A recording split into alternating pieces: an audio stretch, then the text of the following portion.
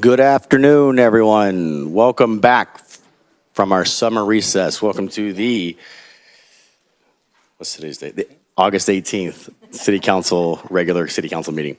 As a reminder, we are utilizing Teams for public comments to allow for online participation.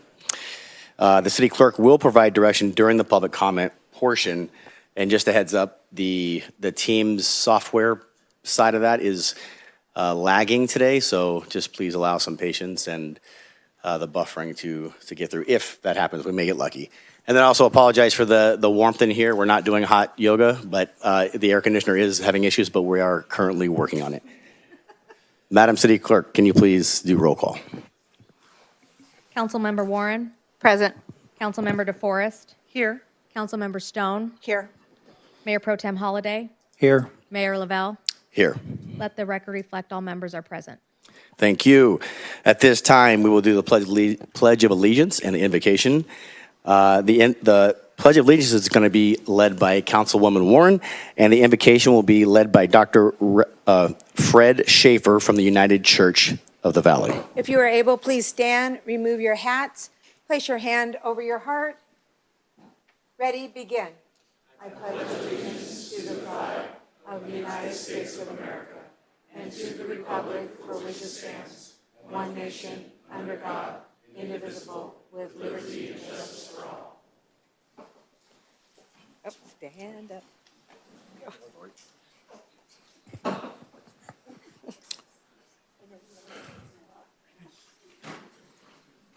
Let us be in a spirit of prayer as we begin with a moment of silence.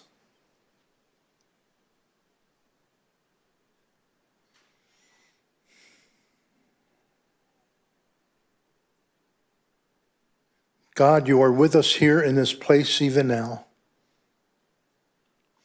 For there is no place we can go that you are not. You are God of all people, God of different faiths. But more than that, you are also the God of community. Small communities, large communities. And on this day, we thank you for the community of Murrieta. You brought us here to live, to play, to work, to thrive, to learn, to grow. And we thank you for all of those opportunities you give to us here in this place called home. We pray, oh God, today for those who would lead the city, the councilmen and councilwomen, the mayor, the city manager and attorneys and the administrative staff of this city. And I ask, oh God, on this day that you would continue to grant them servant hearts. For your son Jesus, as he roamed this earth and taught, he taught as a servant leader. We pray that these leaders here would have that same kind of servant heart. Guide them today. Grant them wisdom, compassion, understanding as they carry out the work of this city together. And this we pray in Jesus' name. Amen. Amen. Thank you, sir.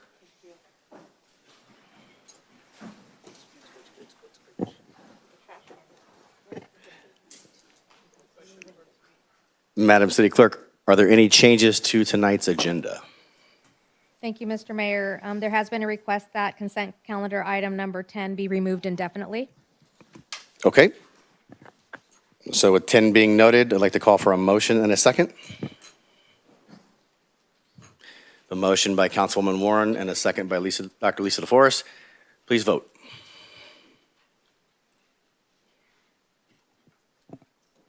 Motion carries unanimously, 5-0. Thank you. Moving on to our city manager administrative update. Mr. Clifton, what's going on? Thank you very much, Mr. Mayor and Council. We have a number of updates for you this evening. First, I'd like to invite our Chief of Police, Matt Henry, up, or members of his team that are going to talk to you about the Blue Envelope Program. Following, we will have a presentation by Murrieta Fire and Rescue on the ACE accreditation. And then lastly, we'll have Hilder Sam, our PIO, come up and, as usual, tell us about all the fun things going on in Murrieta. So first with our police department.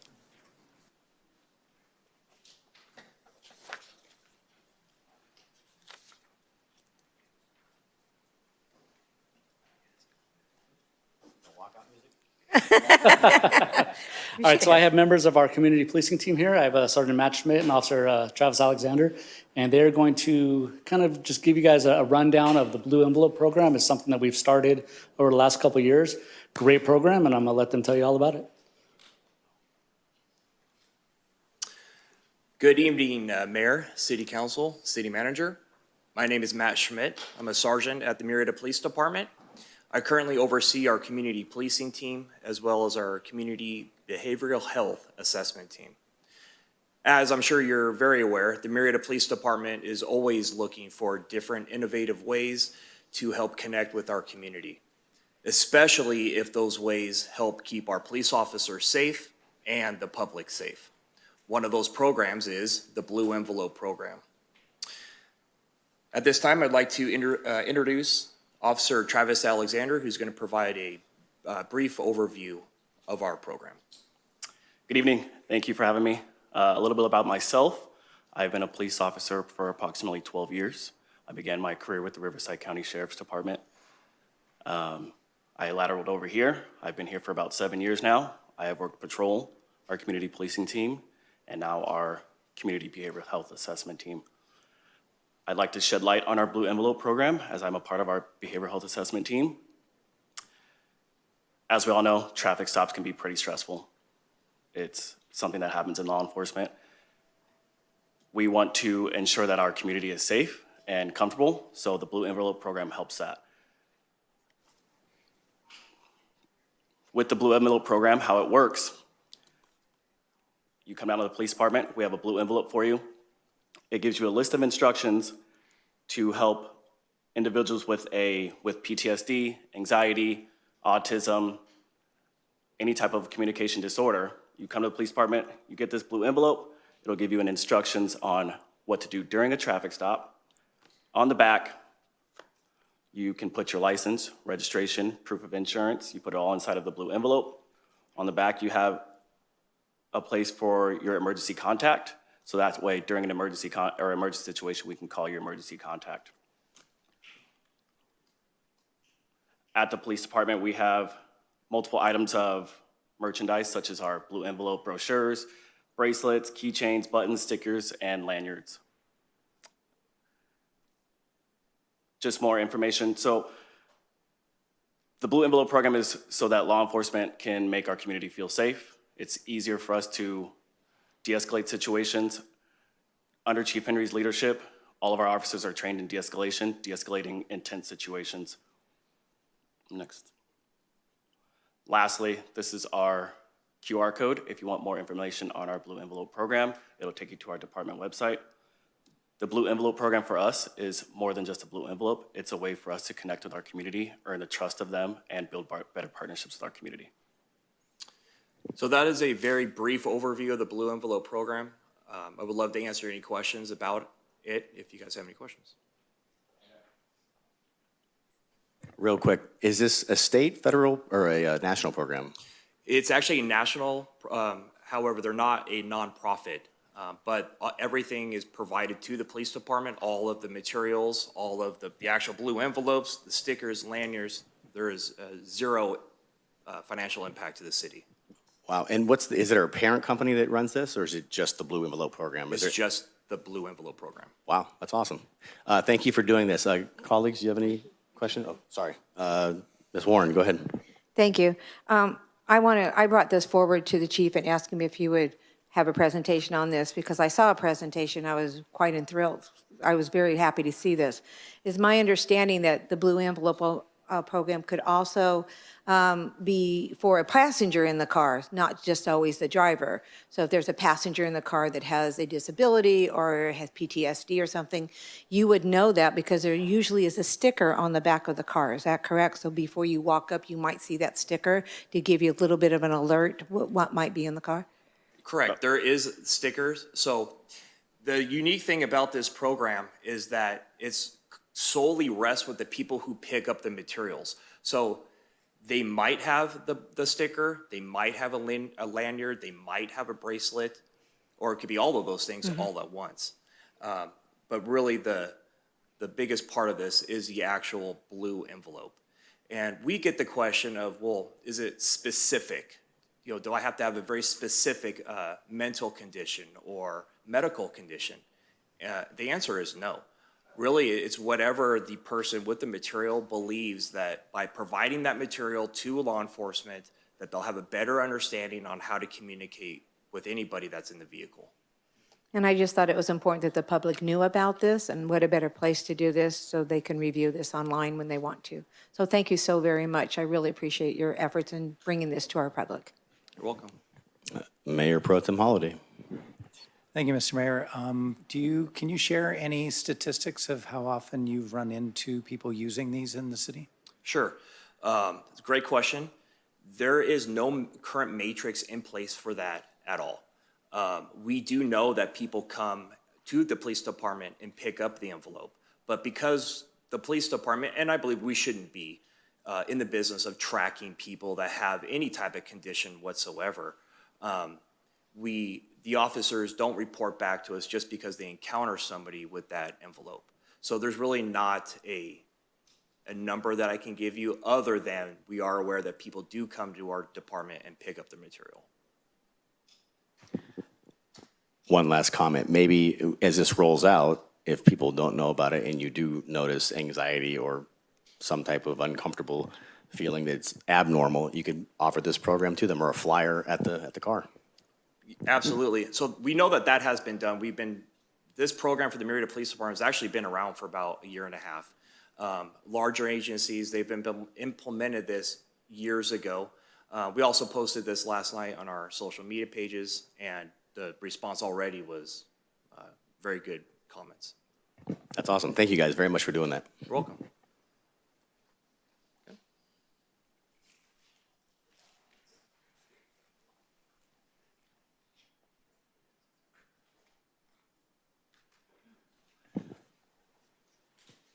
The other chief. I think I have a clicker. Voting Just now. give us a moment, Chief. All right. Good evening, Mayor Lavelle and council. Thank you for the opportunity tonight to present something that Chief Henry and myself are incredibly proud of, and that's the recent ACE accreditation of our dispatch center. Our dispatch center is shared by Murrieta Fire and Rescue and Murrieta Police Department. So it's a joint effort for us to train a group of dispatchers that have to be experts in everything. They have to be experts in law enforcement, and they have to be experts in the fire department. And the fire department isn't just, as we know, responding to fires and rescues, it's responding to medical emergencies. Medical emergencies are very complicated, and when somebody calls 911 with a medical emergency, there didn't used to be a way to specialize the response that we send out to that medical emergency. About 6 years ago, we started putting a plan in place to bring pre-arrival medical directions to our dispatch center. So if somebody calls with a specific medical complaint, as our dispatchers are working through the process, they can start giving medical advice to the people based on national standards. We didn't have that before 6 years ago. So it was a lot of work that our dispatchers had to go through to get this. And I can tell you it's paying dividends in our community, and I'm going to get to that in a little bit. One of the things I do want to point out, though, is once again, like with the Blue Envelope program, Murrieta Fire and Rescue and Murrieta PD try to be ahead of the curve and bring things to the public before it's mandated. And just this year, AB 645 was passed that requires all dispatch centers move to predetermined medical dispatch, like we have already in place and have had for the past 6 years. So I want to start a little bit by telling you about, maybe, next slide, please, what accreditation is. So accreditation, much like our fire department, we put ourselves through the highest level of national standards to measure our fire department against a high level of other fire departments. Accreditation for our dispatch is exactly the same thing. We do rigorous independent evaluations of them, and that is where we measure them against standards. And we don't do this ourselves. We have an outside source that actually measures this. We get weekly reports talking about how long we spend on calls, how quickly we pick up calls, the information that we ask, and making sure that they follow through this algorithm that's built out through national standards to make sure our public is getting the most appropriate care. We used evidence-based performance standards. That's those spelled out specific instructions that our dispatchers are able to give. And we focus on that continuous improvement because building a system like this has to evolve. It has to evolve as our system evolves, and it has to evolve as the medicine evolves alongside with it. So how we put this together is in 2020, we started a plan, and that plan had to look like aligning the types of calls we run in this city with the type of 911 questions that we ask. And we use national standards to do that. And really, it's as they go through this process of somebody calling 911, what we had to do is distill down over 1,000 possible pathways to get to a medical complaint. And as our dispatchers answer questions, they narrow down the type of treatment and pre-hospital treatment that the callers will start getting from 911. And then we had to build this training program and put it into place. This is more time on a 911 call, so our dispatchers aren't just answering a call and sending a fire engine. They're learning to ask specific questions that can make sure we send the appropriate response to those residents so they're not getting less care than they need, or in some cases, more care than they need. And then we had to work through the process once we had achieved all of the goals we had to put ourselves through the accreditation process. And our dispatch center did that, and this year, I'm happy to say that they were awarded accreditation. How it improves throughout our city is that, as we talked about, it improves patient outcomes, and I'm going to get into those specifically, but when that dispatcher is the first voice that somebody hears in an emergency, and when we can start getting them the care they need before our crews arrive on scene, we have better outcomes. That's starting CPR early. That's getting people laying down if they're feeling dizzy, and the various things that our dispatchers start in the process. It's really training also our dispatchers to have a high professional standard. Our dispatchers can handle any call because they go through training every day. They don't just come to work and do their job. They learn what they need to do to excel in their job. And this continuous improvement, it really builds a culture of excellence in our dispatch center. And again, that is delivered to the public every single day. When we look at what our dispatchers do throughout the course of a year, our dispatch center, sitting right over here, took 55,730 911 calls. That's how many times somebody picked up a phone when they were having the worst day of their life and called 911 for help from either our police department or our fire department. They used EMD protocols, that's emergency medical dispatch, over 6,000 times, and they gave CPR life-saving instructions 146 times. If you go right below that, we had 27 active saves. That's 30% of all CPRs walked away from that CPR. That's well above the national standard.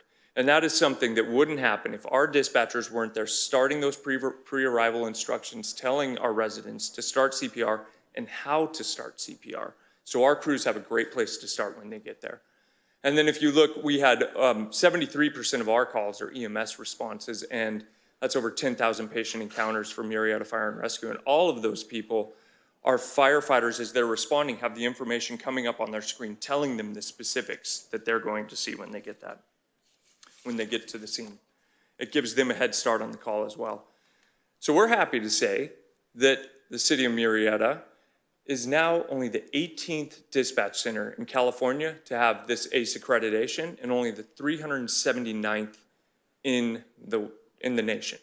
And when you look at those numbers, there's over 480 cities in California. We're one of 18 that has a dispatch center that is ACE accredited. So that is truly something for our dispatchers to be very proud of. It's not quite done yet. They actually get national recognition in Texas at the Navigator Conference in April 19th. So we will have a contingent of our dispatchers in our overhead there to celebrate this with them.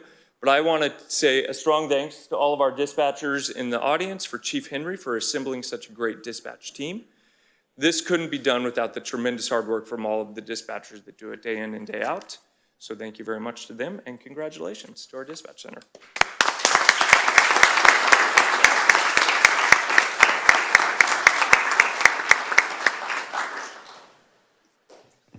Real quick, you had mentioned on that one slide that had these stats on it, it was 27 out of 30.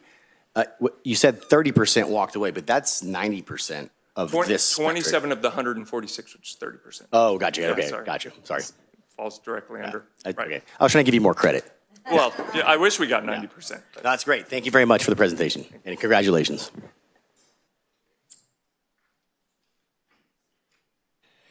And last but not least, Hilda Sam, our Public Information Officer, is going to tell us about some of the exciting things going on in Murrieta.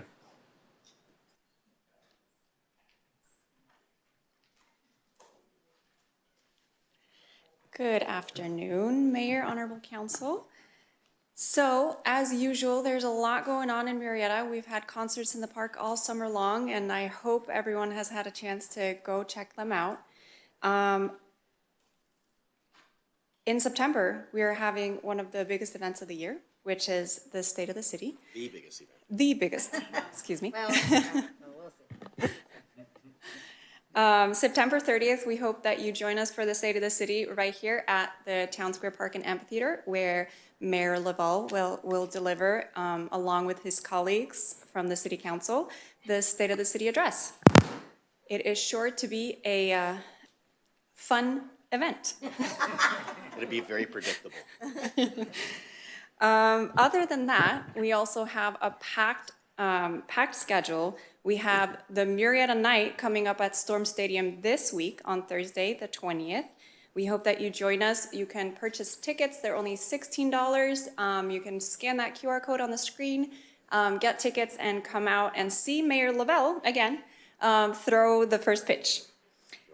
On September 11th, we'll have a 9/11 tribute ceremony right here at Town Square Park and Amphitheater.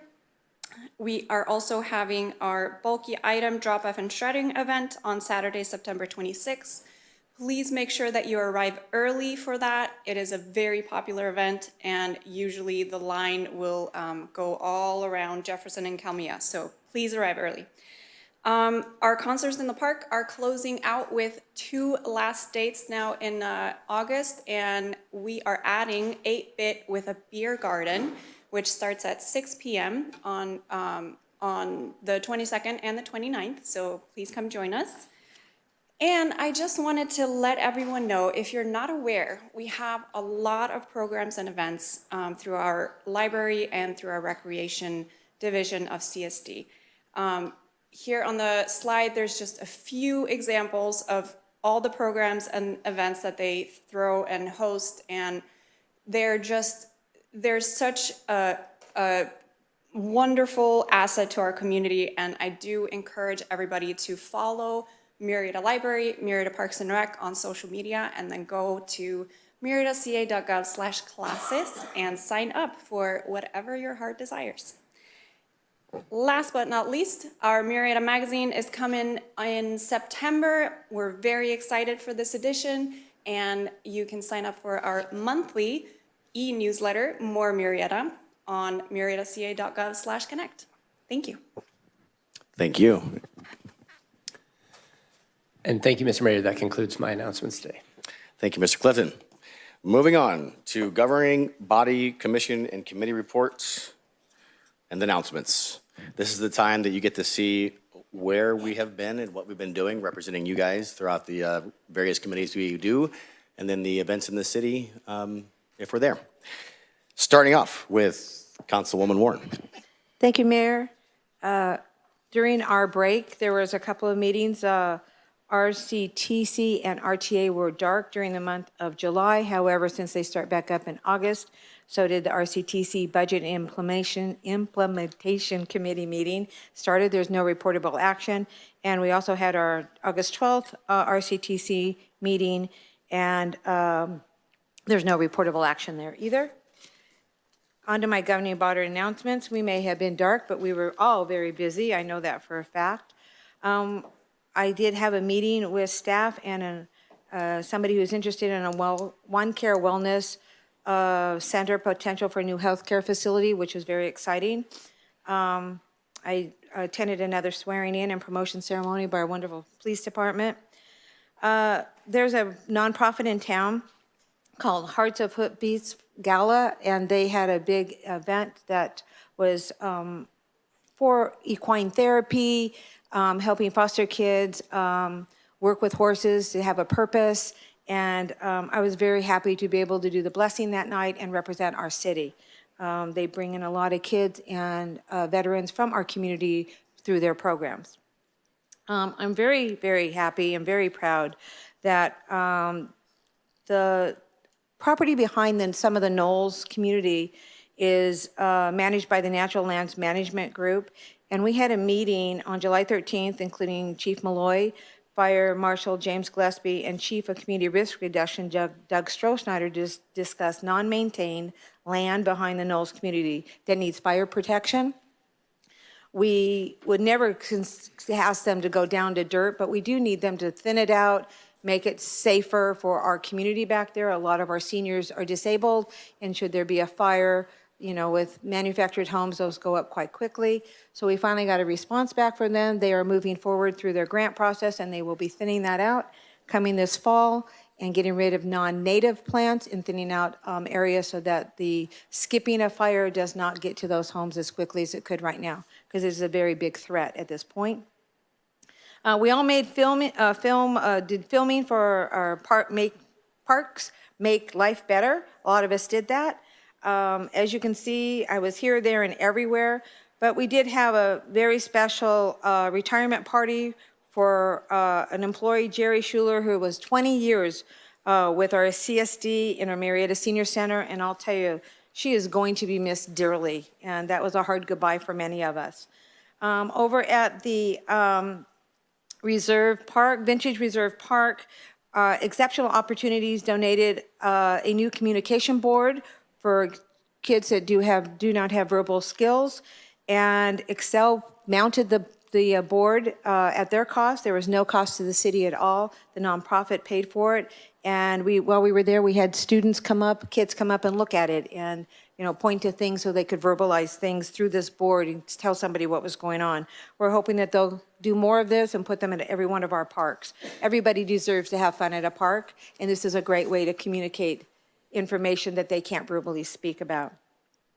The one thing I really did do during the break, because I volunteered with Habitat for Humanity, it was so rewarding. It happened to be up in the Knolls community. We were painting 2 manufactured homes for disabled seniors. I'm really great because I'm short, so I stayed low, but the lady that was painting above me got more in my hair and on my outfit than she did on the wall. Did not realize that was happening until a big drip came down and landed on my arm. But lots of volunteers. 2 manufactured homes were painted from the eaves all the way trim, everything, and those homes now are looking so nice. And I want to thank Habitat for coming to Murrieta and helping our seniors out. That was a lot of fun. And I'm going to end with a day that I was very sad to attend, but a dear servant volunteering in this community, Luann Jobjan, passed away, and her memorial service was last Friday. And if you ever went to a chamber event or where there were raffle tickets being sold, she was the lady with the big smile that sold you your tickets. And so she's going to be missed dearly, and she's served both Temecula and Murrieta. You can always reach me at my email, and I thank you. That concludes my report. Thank you very much. Councilwoman DeForest, you're up. Thank you, Mayor. It seems so long since we've been here. We're all a little rusty.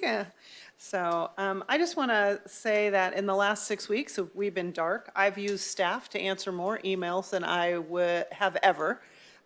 We have answered emails, and I thank you, staff, for tree issues, golf course issues, traffic issues, open land, natural, and to quote our Assistant City Manager, urban forest issues. So thank you for all the help in the last 6 weeks and always, but with trying to answer all of our community emails and making sure that we're definitely connected to our community.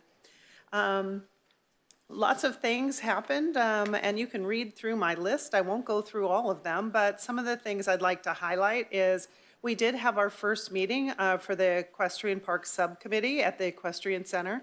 My fellow council member, Ron Holliday, was also present. He brought his wife as well. We did tour the facility and looked at what we needed to talk about. We all have tasks to come back to our next meeting, and I know that we're going to do some great things with that equestrian center and clean it up like our community is asking us to do. So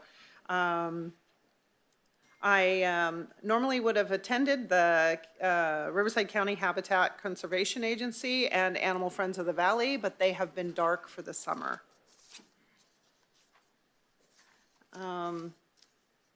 I have met with many constituents about the Hayes Bridge project, and I am excited to say that is coming to an end, and that will be completed very shortly. I did have the pleasure of meeting with Mount San Jacinto's college president, Dr. Tawny Dotson, a new fresh face to Mount San Jacinto, and she is absolutely lovely. Comes to us with a lot of experience, and I think she'll do great things for MSJC. I was honored at the Riverside Sheriff's Awards Banquet in Palm Springs, and chosen and deeply honored to be their municipal elected of the year. I was taken back by that award and very honored to be there that night. Some of the pictures you see are the birthday bash, the awards, and of course the Hayes Bridge in construction mode. So filmed at Town Square Park, like my colleague Councilwoman Warren talked about for Parks Month. That was great fun. I got the Murrieta Town Square Park, which was so busy with people walking their dogs in the morning and just enjoying the beautiful day that it was, that we could hardly get a moment to film because there were so many people, and many patients were there that morning too. So everybody was getting out and walking and getting exercise, which I love it. As our mayor has said, let's move it, right? So interesting thing happened was I got a phone call from a man that was very concerned. There were paratroopers landing in the old airport on our old airstrip right there in Copper Canyon. I don't know if he'd been watching too many sci-fi movies or something, but he was panicked that we were being invaded. So that was a phone call very fast to our city manager as what was happening, and I thank him for just a group of Germans that had flown out of Paris Airfield, and they do it every couple of months. So if you see that happening, it is not... yeah, exactly. But I did get a picture from him, and I included that as well. So, but attended National Night Out with our amazing law enforcement of Murrieta PD. What a great event that was. I saw lots of volunteers, which I'm always so grateful for. They are the ones out there standing on the asphalt directing traffic, and so they were there in force. As well as our beautiful new mobile command station, which was there as well. So the community loved it. Of course, the dogs are always so popular. And I have to say I did miss Simpson, which was our emotional support dog. He has retired, so I wasn't sure if maybe in the plans was another one. Great, a lot of fun. So lots and lots of fun. So attended just this afternoon with Councilmember Warren, the Hillside Ordinance. And that's always a whole bunch of fun, working on that Hillside Ordinance. Hopefully we will get something to fruition soon. And then attended a waste management meeting as well. So you can always reach me at my email, or feel free to call me on my cell phone for a quicker response, or if you see paratroopers landing in airstrip, right? So anyway, thank you so much, Mayor, and I greatly appreciate it. Yeah. So. Fun fact, the paratroopers that you mentioned, they're part of a joint task force. They come here to train because of the Elsinore in Paris. Yes. Those guys go to my gym. Oh, do they really? Yeah, yeah. Oh, They, I love that. they come in every 3 months, and they, they made a mistake landing there, I assume, right? Yeah. I'll be sure to mention that. Councilwoman Stone, you're up. Thank you, Mayor Lavelle. I attended the BIA Housing Summit, and I'm sure many of you in the audience would love to hear about that summit. It was very interesting to hear both sides of the aisle talk about our housing policies and what a debacle it is up in Sacramento. But as typical politicians, all they do is talk. And there are typically zero solutions. But what they all agreed upon, because we've been so outspoken about local control, the high-density development that most of you probably in the audience are not happy with, and we've been dealing with this, well, I've been dealing with it since I was elected in 2020. But we have to be very strategic about how we address these unfunded mandates that are affecting our schools, our hospitals, public safety, our roads, the fact that we have these unfunded mandates without the support of the state for the infrastructure. And so where does that support come from? It comes from you, the tax-paying citizens. So I want to thank our city attorney who caught the ear of Mayor Pro Tem Ron Holiday and myself about moving forward with a constitutional amendment. And our council approved an ad hoc committee, and Mayor Pro Tem and I are leading the state effort. With my partnership was to bring the California League of Cities to the table and another agency called SCAG. And the California League of Cities have heard us, and we have presented a resolution to the agency. Remind me which committees first? No. Which? The Housing Policy Committee. They have our resolution. Mayor Pro Tem Holiday and I will be presenting on a Zoom call in 2 weeks. We predict that they're going to approve the resolution that will go before all the cities that are members in the state of California at their convention in September.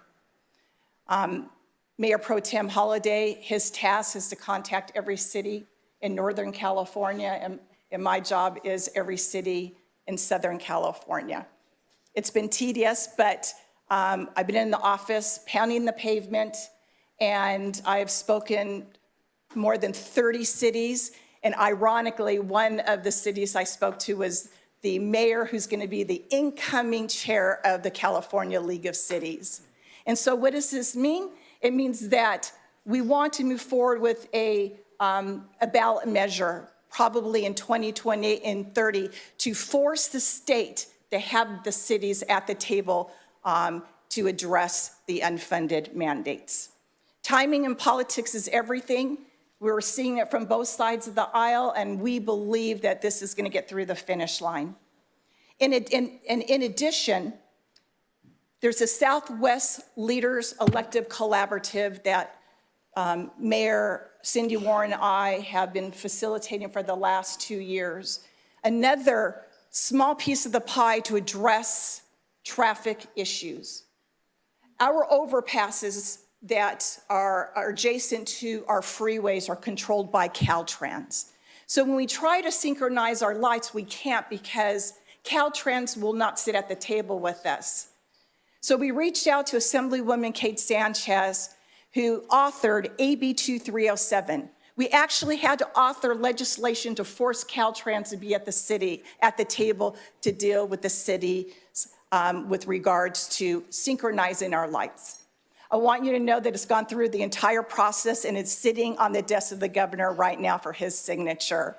When that happens, we will move forward with a study that WRCOG will take the initiative of, and we predict by synchronizing our lights between Menifee, Canyon Lake, Lake Elsinore, Wildomar, Murrieta, Temecula, we could save travel time by using our surface streets by 10 minutes instead of you getting on the crazy congested freeways. So that's what I've been doing for the last few months. In addition, you'll see on the screen all the meetings that I have attended for the last 6 weeks.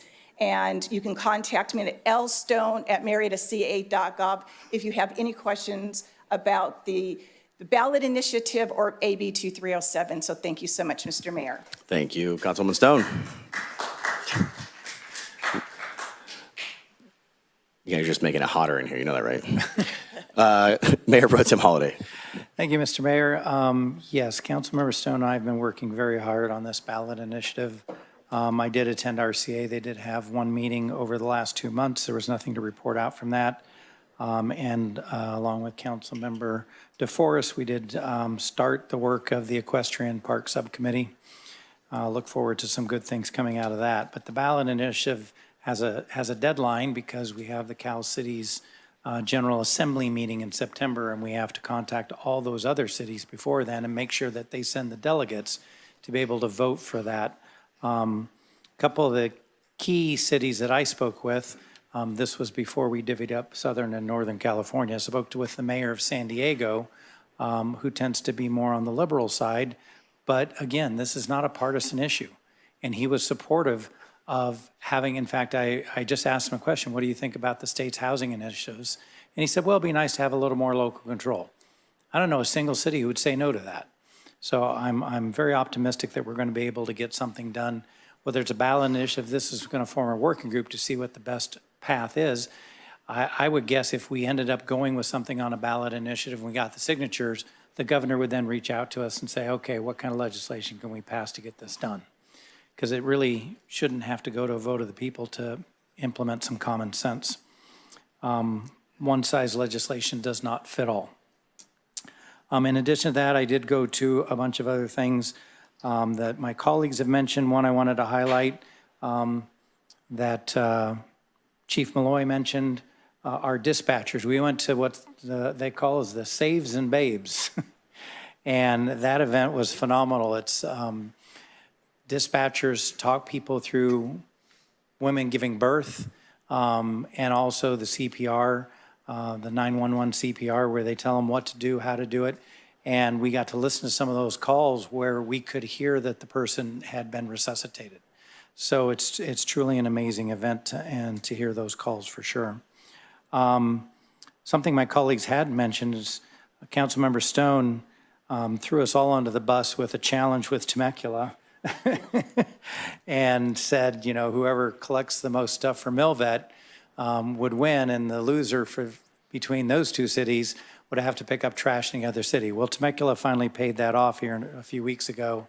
Had a couple council members out there, some staff out there. We even had Stu Stewart come to one of our concerts in the park because he couldn't make it the day that they were collecting the trash. So he came to a concert in the park, picked up the trash, and came back 5 minutes later. He goes, you guys don't have any trash in your park. So that was nice. Along with everything else that my colleagues mentioned, there was the military banner retirement, which is, since I'm a veteran, it's always something I enjoy. Went to the triple ribbon cutting at French Valley. They added three new facilities there. They have a thing for kids, an aviation section, and a pedestrian bridge, so people from those neighborhoods don't have to drive to the library. They can just walk across the bridge. Everything else you can see on my list, and I'm available by phone or email if you have any questions. Thank you. Thank you, Mr. Holliday. Usually, as usual, you know, I'm usually in pictures from multiple of my colleagues up here. So if you saw me in a picture, I was there. One thing I'll point out, again, kind of special over the last month, was the military banner retirement ceremony. We had 4 up there, and 4 of us had direct ties to the military. So recently my daughter graduated boot camp of the Army, so that's really cool to be part of, and really excited to see where that takes her in life. So that became extra special to me this year. And other than just trying to stay out of the sun, just glad to be back in chambers and what I thought would be air conditioning today. So we'll move on. I had no committees that met during our recess as well. So moving on to public comments. Madam City Clerk, do we have any non-agenda public comments? Thank you, Mr. Mayor. We do. Members of the public may participate in this meeting in person or remotely using Microsoft Teams or the telephone option provided on the meeting agenda. If you wish to address the City Council remotely, please use the raise your hand feature as the public comment period for the item begins. Please note that participant cameras and the chat features are disabled during the meeting. During each public comment period, I will call speakers in the following order. First, those present in the council chambers, followed by those participating remotely. If you are participating by telephone, I will call on you using the last 4 digits of your phone number. When I call your name or phone number, please unmute yourself before beginning your comments. For the record, all speakers are asked to state their name before beginning their comment. Speakers are limited to 3 minutes. At the conclusion of your 3 minutes, your microphone will be muted.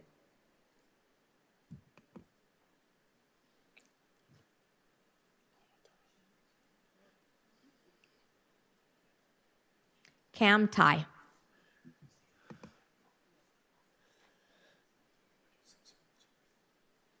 Hi. Hello.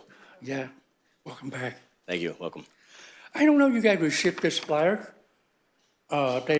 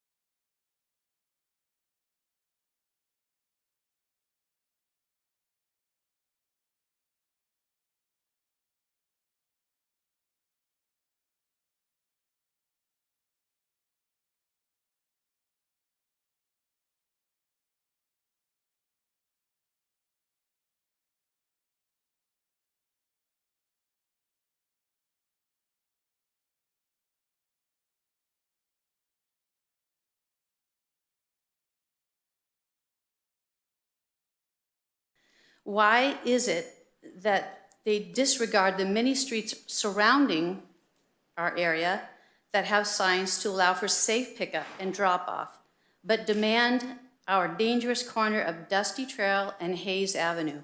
Again, I mentioned convenience, not safety. Having signs are one thing, but to have them enforced, as it is in many of the surrounding schools in our area, is a whole other thing.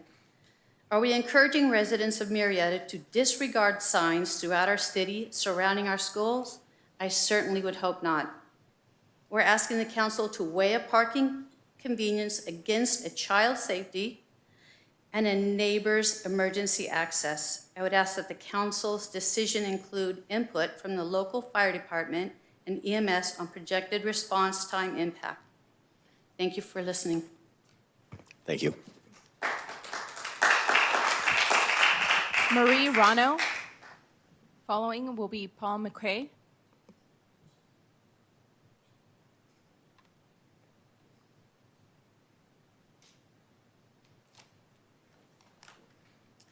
Okay, good evening.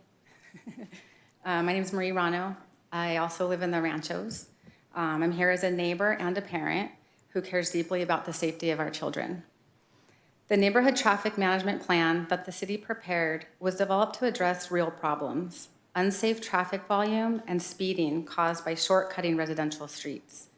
I see the unsafe driving behavior every day. I've watched drivers double park, block crosswalks, fail to yield to kids crossing, trespass and park in residential driveways, block driveways, and make dangerous U-turns while children are being dropped off and picked up for school. These parents put our kids and other parents who walk with their kids at risk. Keeping the no parking signs up is not about inconvenience. It's about preventing a tragedy. The signs create clear, enforceable rules that reduce conflict points, keep sightlines open at crosswalks, and allow emergency vehicles to pass. Removing the signs will greatly increase the already unsafe conditions and make a quiet neighborhood another drop-off and pickup drive-through. I understand parents want convenience. I'm a parent too. But convenience cannot come at the cost of a child's safety. It is important to recognize that those parents who choose to break the law and ignore parking restrictions undermine the safety efforts of the entire community and is a bad example to our children to disrespect authority. If we remove the signs, we'll be asking neighbors and enforcement officers to rely on the honest compliance of law-abiding parents in a situation where compliance has repeatedly failed. Tonight, I respectfully ask the council to do three things. Keep the no parking signs in place.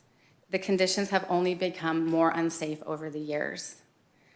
2, support targeted enforcement and education during peak school hours so rules are followed and drivers learn safer habits. And 3, work with the school district on practical solutions, like bringing back free or affordable buses and clear communication to parents about safe drop-off practices. Please prioritize our children's safety over short-term convenience. The signs are simple, proven tools that help protect the most vulnerable among us. Thank you for your time and listening to our community's concerns. Paul McQuay.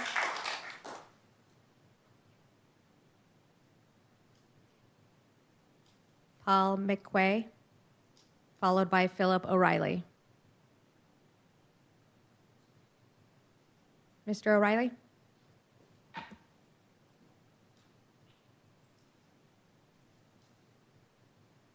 Good evening, neighbors. My name is Philip O'Reilly. I took it upon myself to knock on almost 1,000 doors in my community since we last spoke. I dropped off hundreds of flyers and had dozens of conversations with my neighbors. And if it's not apparent to those of the dais, there are two major issues on mine and my community's mind. The first is upfront and straightforward. Traffic and infrastructure are at the forefront of everyone's complaints, but the second might not be so transparent.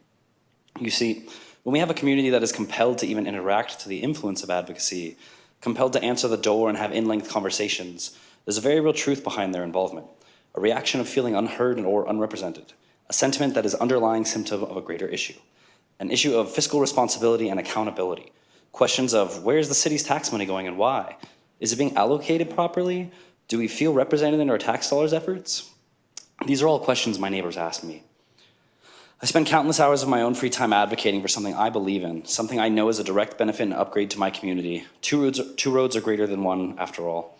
Much less the potential monuments and tax generators to further bolster our city and its future potential.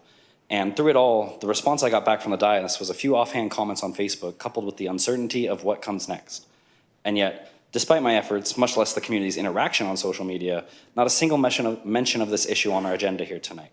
So if it's worth your effort to reply online, why not here? I understand fiscally times are hard and the world is chaotic, but what I devote my time to weekly is no small request or minor improvement. It is a major upgrade on a primary arterial route that's been in your general plans for 20 years, that currently is relevant and advancing because of neighboring cities' efforts. You say it's not a priority and the city is incapable, and yet last we met there was talks of how can we increase the city's revenue, much less what to do with a secondary and, by your own words, unnecessary reserve pool of $15 million. So I ask you all at City Hall, not just these up for re-election, are you responding and are you responsibly planning? Are we responsibly spending? Are you representing all neighborhoods and not just those where your own interests lie? From where I see it, and I've got a pretty good view from my hilltop in West Murrieta, there's still a lot left to be done in my community. West Murrieta has plenty of issues, not just Jefferson's road widening and the incoming traffic of 176 acres of new builds and apartments choking out Washington. I mean, come on, Jefferson and Calmia is literally across the street from where we stand tonight at City Hall. So on behalf of my community, let's be respectful and responsible.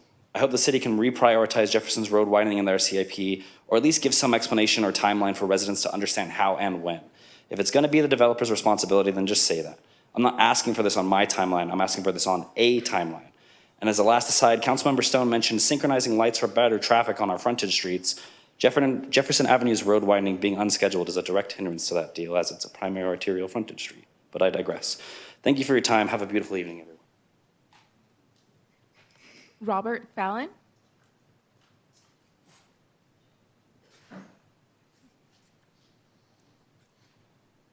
Anne Murray Holst.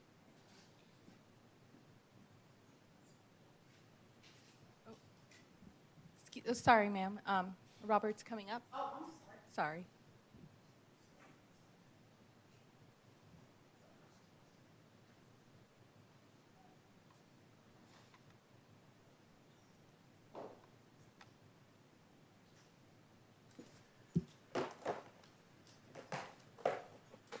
Hello, my name's Robert. Hi, Robert.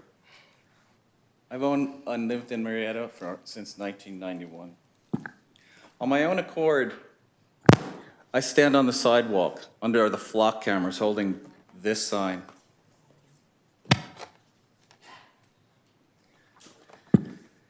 In the 2 months that I've been doing it, tens of thousands of cars have passed me and the positive responses are overwhelming. It's clear we the people do not want to be dragnet spied on by the government. This is the one issue that has brought together all sides in opposition, left, right, in between, Democrat, Republican.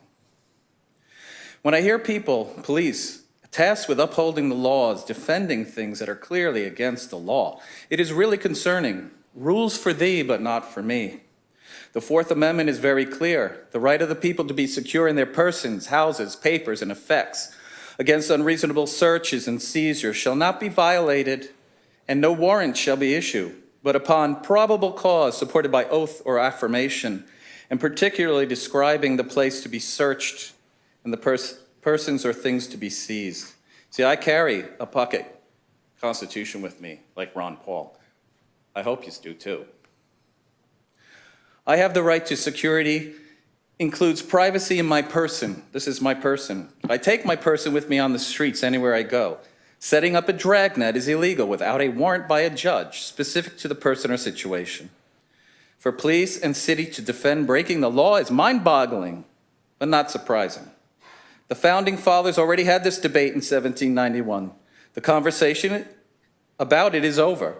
There is no tiers of scrutiny concerning the Constitution's protection.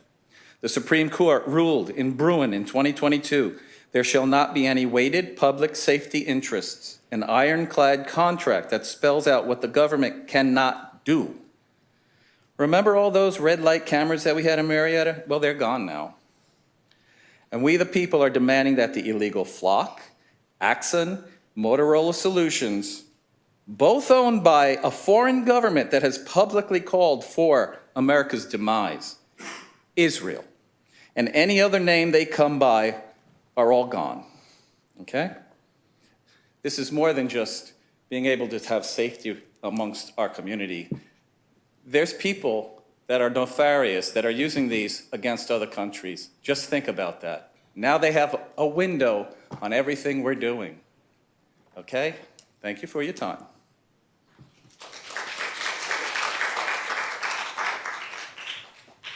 Paul McQuay.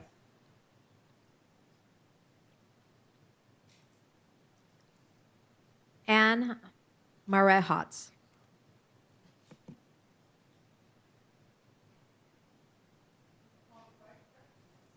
Yes, Paul. Is there a Paul here? Is there an Ann? Ann, does your last name start with an M? Yes. Come on up.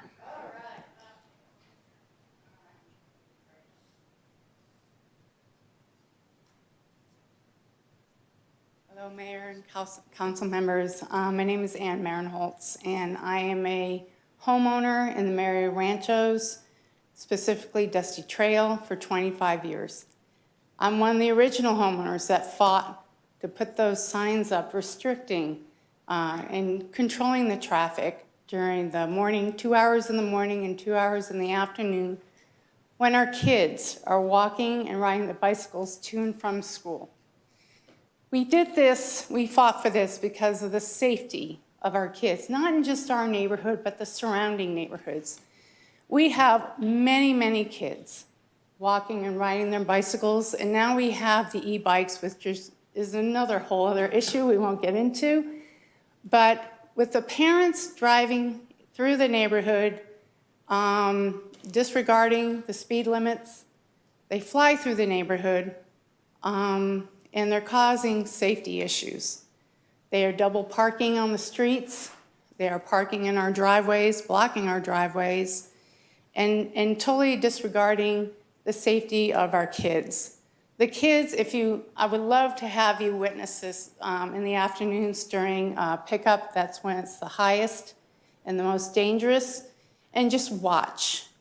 And watch to see what these parents that are driving through do. Total disregard for the safety of the other kids. They are just getting in and getting out and picking up their kids. I've seen three-point U-turns, and I know it is legal to do a U-turn, but when they're trying to do a three-point turn in an SUV and there's kids and bicycles all over the place, you just want to cringe, okay? It's about the safety. It's not about us being entitled or anything like that. It's about the safety. And I hope, council members, that you will uphold these signs, and I hope that Murrieta Police will start enforcing these restrictions, because it has not been done. And this is not only an inconvenience for parents, but it's an inconvenience for us that we are okay with. 2 hours in the morning, we can't park in the street. We can't have contractors come in. They have to park in our driveways. But that's fine with us, because it's about the safety, and that's what we care about. So, thank you. Mr. Mayor, may I interject, please? Sure. Thank you. Obviously, we have a large group of residents here that are concerned. I think that their voices need to be heard. And if our chief and our captain that are here today would take the group into the foyer to have a conversation so their voices can be heard and these issues can be addressed, sir. Thank you. Yeah. Chief, if you want to do that, I mean, all of you are welcome to speak. Don't misunderstand that. But if the message is consistent and clear, sorry. Yeah, Mr. Mayor, if we just have a couple more. Couple more on this one? On this item, Okay. is my understanding, and then a couple other non-agenda, if we could just get through that. Okay, we'll wrap this one up then. Thank you. Yeah. Ashley Porter.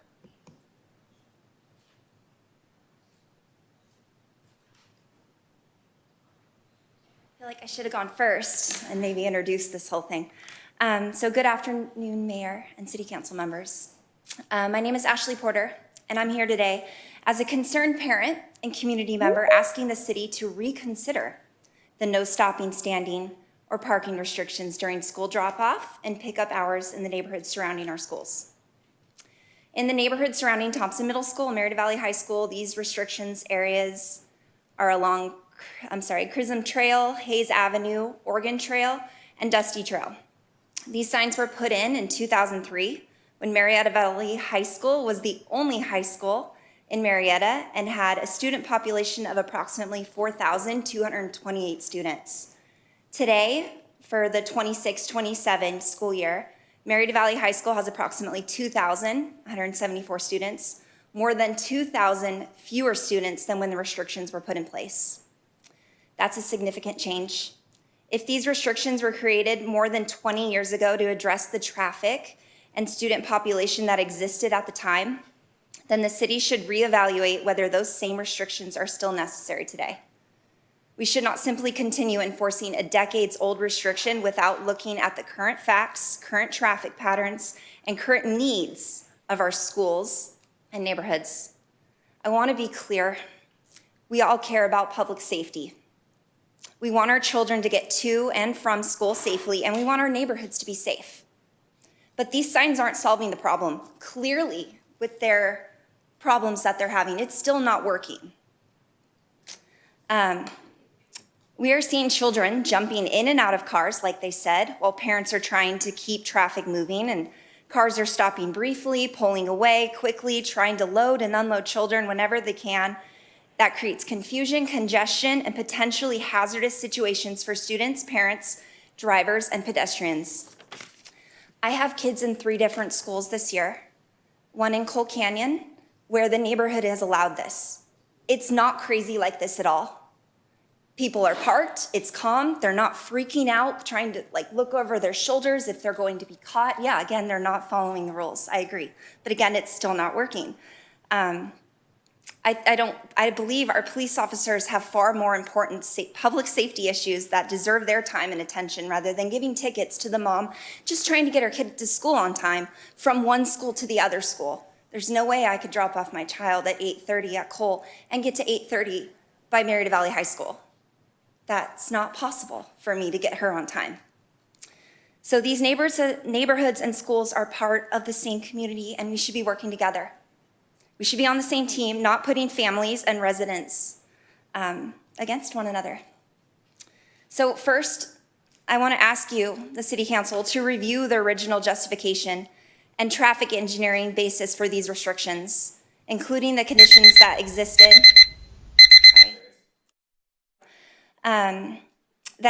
when the signs were installed in 2003, and compare those conditions with today's student population traffic patterns to determine whether restrictions of this scope are still necessary. Second, pause to reconsider enforcement while the city evaluates reasonable alternatives. And third, work with parents, residents, the school, and law enforcement on the solution that protects public safety without unnecessarily penalizing families, including creating safe, practical places for parents to pick up and drop off their children. Thank you so much for your time. Thank you. Denise Smith.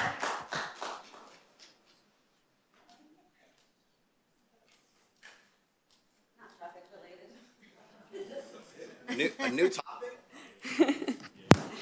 Good evening, my mayor and city council members. My name is Denise Smith. I have been a speech language pathologist for 20 years, and I'm the owner of Speak Up Speech Therapy, which is a mobile speech therapy practice providing services for children from age 2 to 18. I first had the idea of bringing a communication board to one of our Murrieta parks because as a speech language pathologist, I work with children with many different communication needs. Some children communicate verbally, some use AAC devices, some use gestures or pictures, and some may just have difficulty communicating what they want or need, especially in a playground. But one thing I believe very strongly is that every child has something to say. Communication is so much more than spoken words. A child's ability to participate, connect, and be included shouldn't depend on whether they can communicate the same way as everyone else. That's what this communication board provides. It gives children another way to express themselves while they're at the park. They can point to pictures to communicate things like wanting to play, needing help, being thirsty, needing a break, or how they're feeling. And while it may look like a simple board, for a child who has difficulty communicating verbally, having access to those words makes a huge difference. To me, this is also about inclusion. We talk so much about creating inclusive spaces for children with disabilities, but inclusion isn't simply inviting everyone into the same space. We also have to give children the tools they need to participate in that space. Thank you.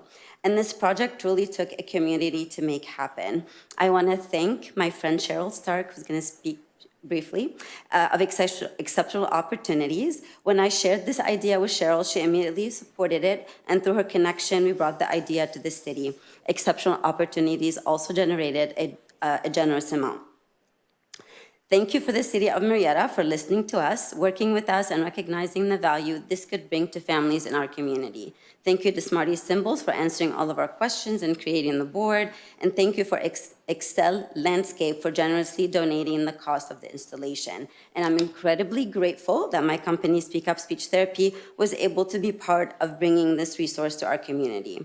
I hope this is only the beginning. I would love to see communication boards become something children can access at more parks and community spaces throughout Murrieta. Because ultimately, every child deserves not only to be included, but to be heard, understood, and given a way to communicate. And thank you so much for coming, seeing the board. Thank you very much.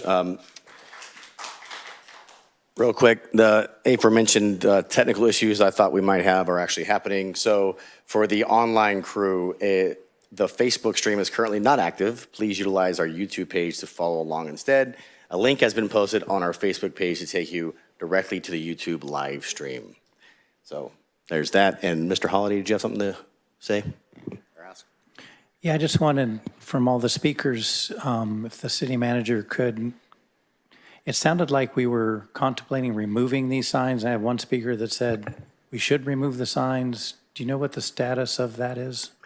There has been no plan suggested by staff or anybody to reconsider what we have this evening, and what I think I've seen on social media is residents asking for the city council to consider removing signs, and other residents asking you not to consider removing the signs. But there is no imminent plan of the city to take any action whatsoever on this item.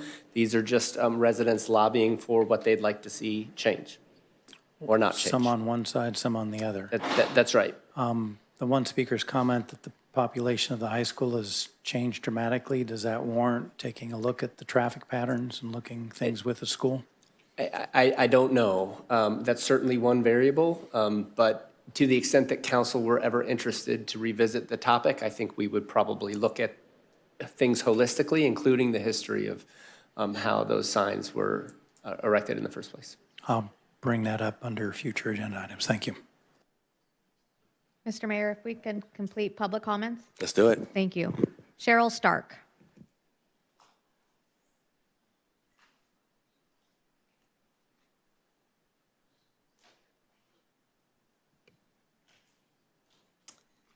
Good evening, Mayor and City Council members. My name is Cheryl Stark, and I'm here representing Exceptional Opportunities, a local nonprofit dedicated to empowering children and adults with special needs by creating opportunities for inclusion, independence, and meaningful experiences within our community.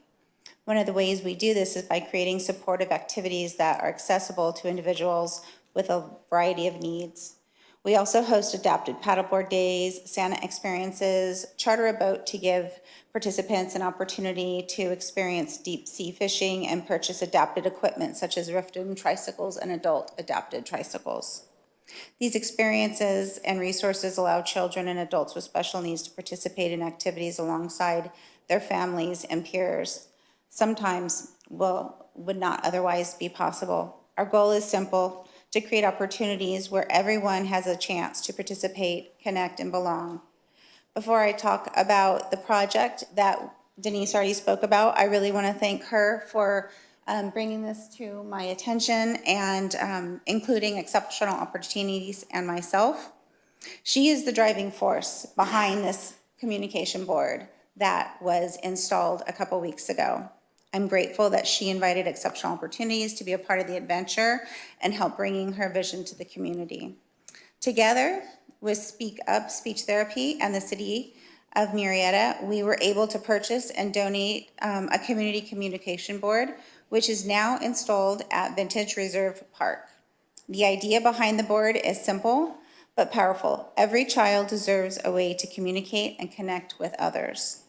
For children who are non-speaking or have limited verbal communication, the board provides pictures, symbols that they can point to in order to communicate their wants, needs, feelings, and ideas at the park.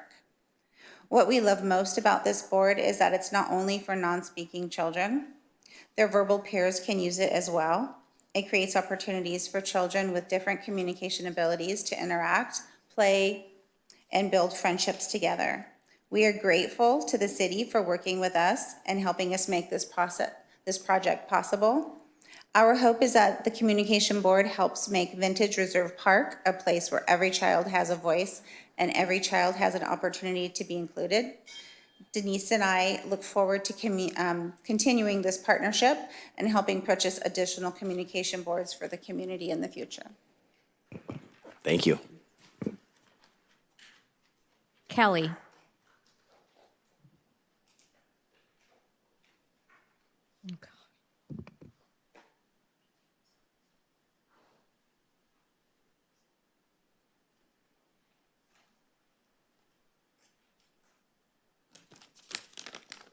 Good evening.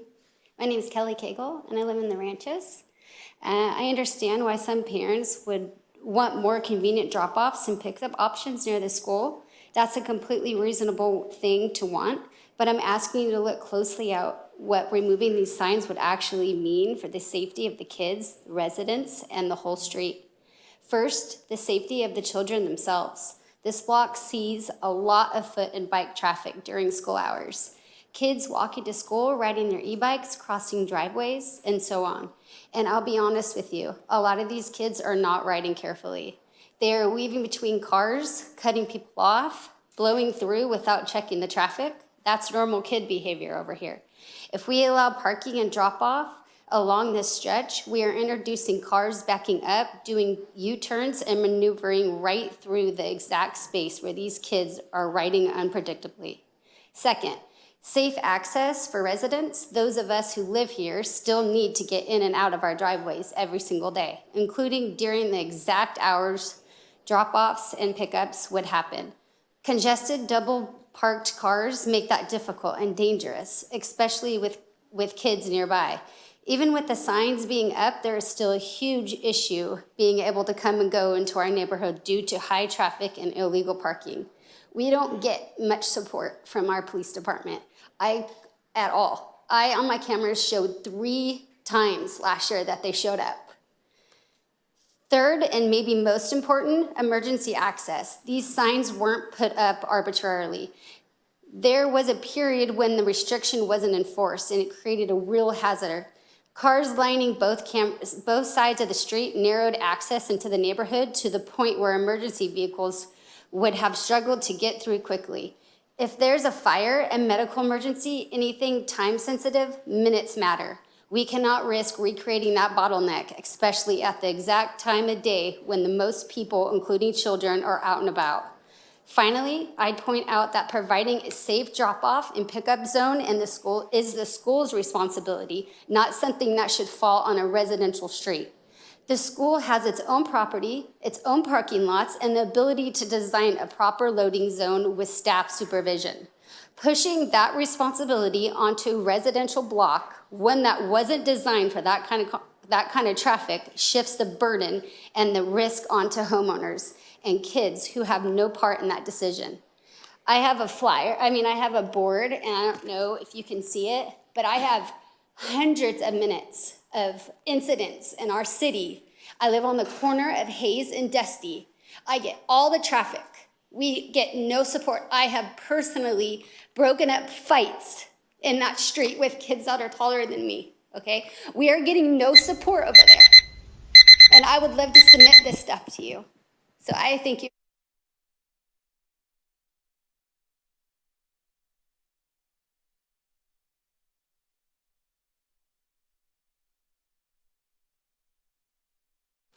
One last call for Paul McQuay.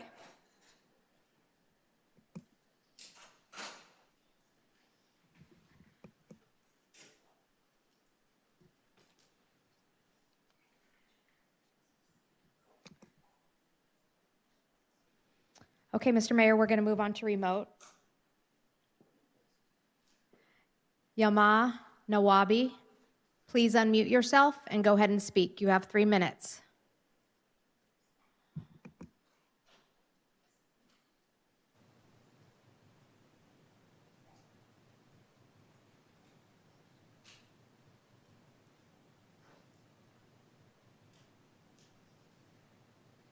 Hi, can you hear me? Yes. Great. Thank you for your time. I wanted to today echo Phil's sentiments, who was up here earlier. We seem to have a disparity in terms of the funds that our city has and the level of service we're receiving for our parks and recreational facilities.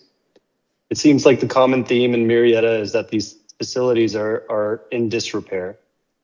From the playground near the fire station off Murrieta Hot Springs, to the Cal Oaks pool, to the equestrian center, all of these facilities need to be maintained once they are built. The quality of our parks and facilities has a lot to do with the perception of our city. I conducted an online poll this past week on Facebook, and there was an overwhelming amount of support for a pool facility, as well as an equestrian center, and then some pretty silly ideas for the other places. Both of these facilities should exist in a safe condition. For a city that is connected by community, we definitely need more community spaces that are usable during the summer. Our streets are constantly under construction and disrepair. Please, we need faster timelines, we need more competition, and we need better oversight over these projects. But thank you for getting them done. I understand it's not easy.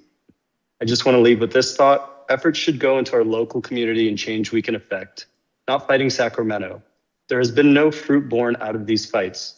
Look at Huntington Beach, which is exponentially more resourced than our city. They have no win record. Instead of pointing fingers at the state, let's figure out constructive ways to lay out construction in a safe and planned manner as much as we can.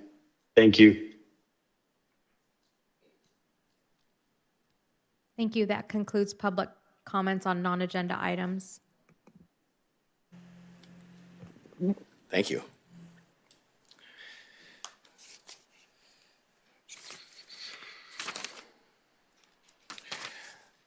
Moving on to the consent calendar. Are there any requests from the City Council to pull any consent items? Oh, sorry. Mr. Mayor, if it's okay, public comment is typically a place where people come in and give direction to council. It's certainly not a place for debate. We need to have an item agendized for that, but I did want to just do a couple of things to make sure our residents understand exactly what's going on, what's not. So one of those, thank you, Councilmember Holliday, for clarifying that we don't currently have a proposal to reconsider signs. I know there was a request to visit with some of the residents, which I know our police chief would be willing to do. I just want to provide a little bit of context that we do hear about these issues at virtually every single school at drop-off location. There have been some really significant changes. Some of those might include things like student population, but one of them, as we understand from the school district, is that it used to be very common for kids to walk or ride or find other ways to school. I don't know about the history of the bus service, but certainly there are more people driving cars to schools now. I have kids in our local schools. I experience it firsthand. Our police department, I just want to say, number one, tries to allocate their resources as well as they can to high priority needs. And as important as these are, it's also a very difficult situation because you do have the practicality of parents trying to get students to school and the practicality of neighbors wanting their neighborhood to be safe. And to be honest, if we tried to have a zero tolerance for any violation, you can't park incorrectly for a moment or anything like that, I really don't know that it's even tenable. I'm not making excuses, just trying to set some context that if we're going to engage with the neighbors to understand that it's not for lack of really thoughtful effort to try to deal with these situations, but we really have, especially in the places where we have two schools co-located, a very unique challenge. The other thing, just to make sure our residents understand, we've had some comments on the Jefferson Road extension, and some of what we've heard in testimony and seen in written materials suggests that that project has been deprioritized or that that's changed. And I just want to emphasize that's actually inaccurate. That project has been in the same position virtually the entire time since we've heard public testimony advocating for the roadway. It is in our long-term general plan circulation element. That's a component of our general plan that really attempts to say, what is circulation going to look like in the future? I know historically that there was a time when the city was interested to acquire property from the local landowners, including one who frequently gives testimony. At that time, the family was not interested to sell. So the city moved on to some other priorities. As this council knows, those priorities are often very long lead time priorities. Things like preparing to widen Murrieta Hot Springs or accomplish an interchange at Keller Road and the interstate so that we can expand hospital services take many, many years, if not decades, to plan and complete. So we've been honest from the very beginning that this is in our circulation element. It is a priority, but it is below some of those other high-profile, very long lead, expensive priorities. We've talked about other things like building fire stations, et cetera. I don't know where the claim comes from that it was deprioritized. I think there may have been some confusion because when we had a recent conversation about capital plans, we looked at allocating current available funding among those projects that are at the top of that priority list. However, if you actually look on our consent agenda, by coincidence only, today, we have the receive and file from the priorities and capital improvements prioritization conversation, and it's still in the exact same place it always has been, which is at the bottom of our tier 1 priority. So there is a plan to eventually plan, design, and complete that connection.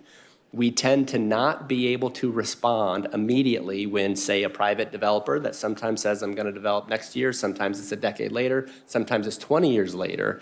So pivoting really fast when there are opportunities, given that we've already invested in things like Murrieta Hot Springs and the interstate, and we're looking at a pool and a fire station and all these other things, that we can't do. What we can do is continue to stay the course and in due time, reach all of those priorities. And then the last thing is for anybody interested in how the city allocates fundings, it's all transparent and it's done in this room. We have a budget update tonight, and we have at least once annual a priority setting conversation in this last 12 months, 2 times, where we take the world of things that we think might be important to this community and attempt to say which ones are most important that get done first, and then which ones that are still important but need to wait for available resources will get done later.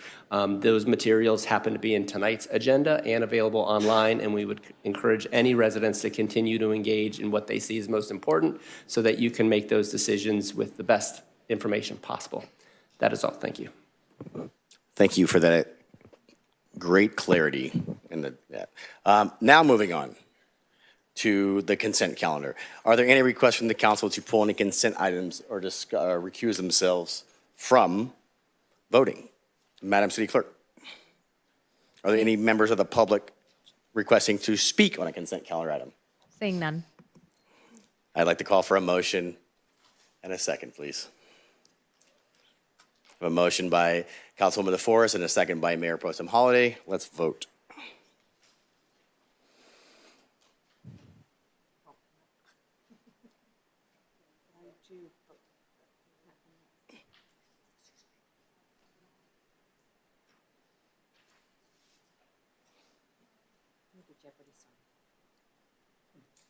Mr. Mayor, can we do roll call vote? We can. Councilmember Warren? Yes. Councilmember DeForest? Yes. Councilmember Stone? Yes. Mayor Pro Tem Holliday? Yes. Mayor Lavelle? Yes. Let the record reflect that you all voted yes.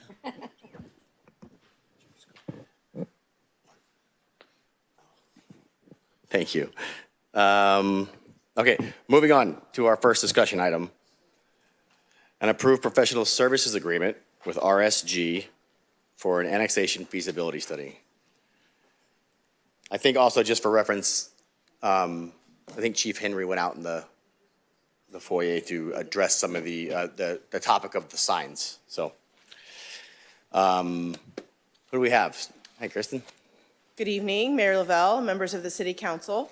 Isaac Bravo, Management Analyst from the City Manager's Office, and myself will be presenting to you on item 17, which is a proposed action to award an agreement to RSG Inc. for an exploratory feasibility study for annexation in the northeast area of the city, on the northeast side of the city limits. So I'm going to kick off the presentation and provide some background, and then Isaac is going to get into some of the more specific aspects of the study. Whoa. Okay, there we go. So for several years, building a sixth fire station on the east side of the city has been identified by the City Council as a Tier 1 priority project. The purpose of building a sixth fire station would be to improve emergency response capabilities and emergency response times on the east side of our city, which would ultimately benefit many areas of our community. And a couple of years ago, the city had an opportunity to purchase land that would be well-suited to be a fire station on the northeast side of town. And last year, we closed escrow on that property, which is located near the intersection of Clinton Keith and Winchester. It's a little bit to the west of Winchester along Clinton Keith. It's very close to the city boundary with the county of Riverside. The fire department and our finance department estimate that the annual operating cost for the sixth fire station, based on what we know of cost to operate our other 5 fire stations, is about $5 million per year. That's in addition to the $15 to $20 million estimated cost of constructing the new fire station. So before we proceed with the process of hiring an architect and preparing to design and construct the fire station, it is first really important to make sure that we're ready to take on the financial responsibility, the ongoing $5 million commitment to operate the new fire station. Right now, based upon our city's annual operating budget, we as staff do not feel that it's feasible for us to just easily absorb that $5 million cost into our operating budget. You know that each year we have to make difficult choices about our budget, and so that would be difficult. But we do anticipate that that's something we'll be able to grow into. That's why we bought the property, and we were looking forward to that as additional development occurs. New sales tax, new property tax, that's where we're ultimately envisioned that we're headed and why that purchase was made. We've had some questions about how it would work in terms of if CAL FIRE would pay for the cost of the city responding into other areas, but the way that mutual aid arrangement works is there is no financial transaction. They provide service to respond to calls within the city limits if they're the one that would be the first to respond, and so too does the city provide service in Riverside County, again, without there being any financial payment to either the city or the city to Riverside County. So again, over time, like I'm saying, we do expect that there will be future revenues, and at that point we would begin the process of planning for design of the new fire station, but we're just not at that point at this time. So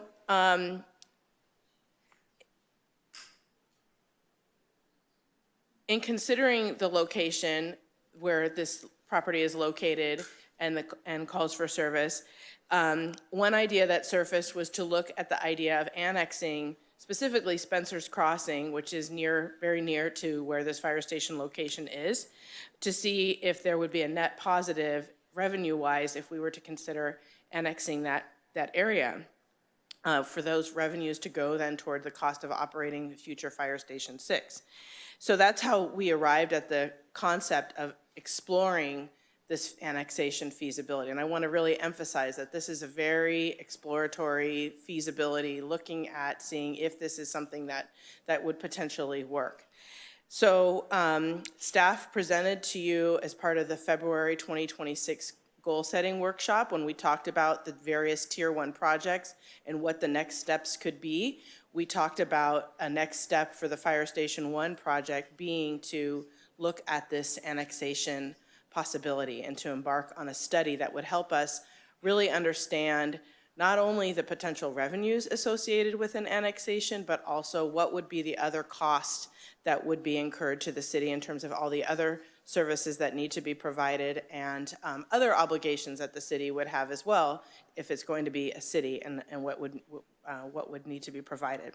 So Isaac is going to explain that we subsequently embarked on the RFP process for this study and the mechanics of what would be proposed as part of that. So again, I want to emphasize that this is very exploratory at this stage, and it would be a first action in terms of learning what it would be as part of potentially annexation. So with that, thank you, Kristen. I'll just also say there were a lot of other details that would need to be understood in terms of considering potential annexation as well, and like some of the other operating things. Thank you, Kristen. So before we start, I want to make sure we're all on the same page. So what is being presented in front of you is the map of our land use that's adopted in our general plan. So every city has to adopt their general plan. This is so that we avoid any sort of sprawl. What you're looking at here is the zoning that has been adopted by the city council. Can you put your mic a little closer? Sorry. No, it's okay. So what you're looking at here is the zoning that has been adopted by the city council. And specifically, the area that we're looking at is the sphere of influence, which is at the northeast corner of the city. It is outlined by that red dashed line. It says Thompson Road. It's really McGillis and Clinton Keith. That's that road that delineates the city's boundary, and then begins the unincorporated area of the city of Murrieta. The sphere of influence is adopted in the general plan. It is something that the city has kind of claimed and said this is where we plan on our future development if we want to continue to grow. Annexation is the process of taking that sphere of influence or parcels that are not incorporated within the city and incorporating into the city proper. They become our jurisdiction. LAFCO is the organization that approves the annexation, which is board members of local governments, including Riverside County, special districts such as Elsinore Valley Water, and other municipal local agencies that approve this. Most importantly tonight, when we're talking about a feasibility study, it is not the actual annexation document or approval. It is literally a study that's going to tell us what are our costs, what are our revenues, and how is this going to impact the city on a financial level. So like I said, we do have various scenarios that we're going to be looking at, and from those scenarios, the most important thing that we're going to be looking at is what are the impacts of absorbing approximately 14,000 people within this area into the city. It's not about just figuring out the revenue that we're going to be generating that could cover the cost of the fire station, but the impacts that are going to be on the other end, the roadways, the lights, the sidewalk, the ADA ramps, or lack of ADA ramps in the area that the city would be taking over. All of these considerations are going to be part of the study and will be presented to the city council for further consideration, whether we go forward with annexation or whether we off-ramp. This map here specifically is the sphere of influence for the city. It's much more detailed. That star at the bottom is where the fire station will be located. And the parcel has been purchased. The area in blue to the west and south is the city proper and our actual jurisdiction. The hash line in red is the entire sphere of influence. Staff reached out to LAFCO to figure out would annexation of Spencer's Crossing be viable, which is the area that is highlighted in purple. They came back and said, no, you need to take a much larger area because they have a policy of no islands. That is the area shown in yellow here. Because of that, we have three scenarios. We have the city preferred option, which is just the area highlighted in purple, Spencer's Crossing, the developed zone, where homes exist at this time. The LAFCO high level, this is the recommended area, which they would pretty much push forward and approve. And then that gives us to consideration, should we annex the entire sphere of influence and be able to dictate development throughout the entire sphere? And so those three options are what's going to be presented and considered by the consultant. Again, there is no preferred option at this time. We're going to have a complete analysis of all three so that way we can have a true understanding of future developments and actual costs.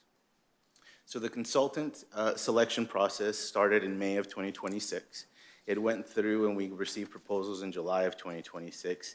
The evaluation process included a written evaluation, interviews, and reference checks.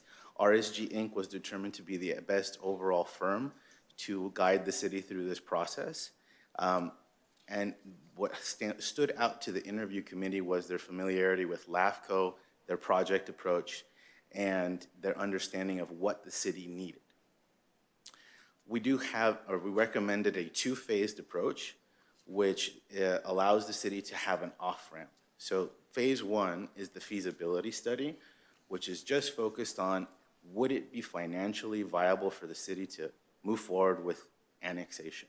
If the city council decides not to move forward, we do not move forward to phase two. We do not have to pay RSG anything additional above what they've provided us for the feasibility study. However, having them awarded in a contract formulated this way allows us to, if the council decides to move forward, we have somebody, a consultant already on board that can get us through and help us through the LAFCO process. So the schedule, we expect that we'll have kickoffs in September of 2026. I want to say a special shout out to all the departments for making sure that their staff have been available through the process and the formulation of the RFP and getting us to this point. So the project kickoff would still be a majority of the departments, moving forward through data collection through December of 2026, refining and making sure that we have all of the what ifs, maybe what happens, and then having council have their findings presented in February of 2027. So again, to be clear, what council's considering tonight is the award of that feasibility study, not annexation or any sort of moving forward through the LAFCO process. It is just the award of the contract to RSG, which is staff's recommendation to authorize the transfer of funds of $91,000 to be able to cover those expenditures, approve the agreement with RSG, and authorize the city manager to sign the agreement. And with that, that concludes staff's presentation. RSG is available if you do have any questions for them. Thank you very much. We're going to bring it back up, or bring it to council for questions, starting with Mr. Holliday. Thank you, Chris and Isaac. Great presentation. I'd like to call Chief Malloy up to chat about mutual aid, automatic aid, all things related to who we serve, where we serve, what it costs us, and what reimbursements we get, if any. Absolutely.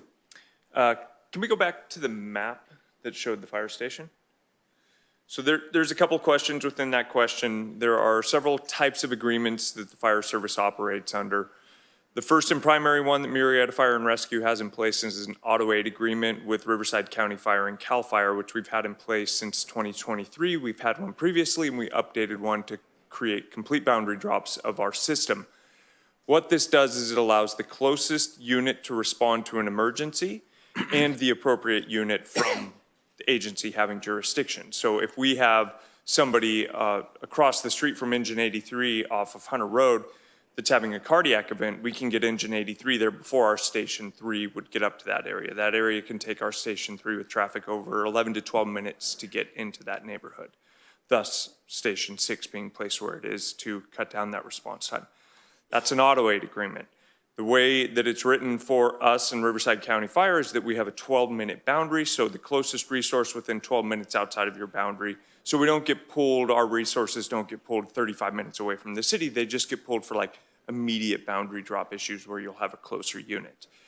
This is netted Engine 83 having more of an impact. That's Riverside County Fire Engine 83. They come into our city far more than we go into the county areas, simply because they sit on the border of our city. Our fire stations sit a little more central within our perimeter, so we can respond to the edges. That's the way we've designed our system over the past 77, 78 years. Fire Station 6 is going to be an exception because where it sits, it serves the portion of our city that we need it to very well, but it also uniquely will serve the Spencer's Crossing area as the first unit because of the auto aid agreement we have in place. So everything you see in the annex sphere, we're the closest fire station to that. Even with the new CAL FIRE fire station over on the east side, further east, the Paroy station, we still are serving this area quicker than anyone else from Riverside County can, just because of where the proximity of our station to the area. So automatic aid agreement, no financials, no money transferred. It's just the closest unit serving the public in the public's time of need. Mutual aid agreements can be a little bit different. Mutual aid agreements, we have to be consulted if we will send units. So we generally have that in place for special resources, hazmat units, rescue companies, anything like that. We can request a mutual aid response. We have mutual aid agreements in place already within our city that are not automatic. We have one with the city of Corona that has to do with hazmat units. We have one with Riverside County Fire that has to do with hazmat units. We have one with March Air Reserve Base, where our units can go to theirs and theirs can come to ours. But we don't have a contingent border, so it has to be requested through mutual aid. And then we also have one with Canyon Lake in place. Mutual aid, as we have it, does not have any financials with it as well. So if we send an engine to Canyon Lake for a fire, we don't charge them for that.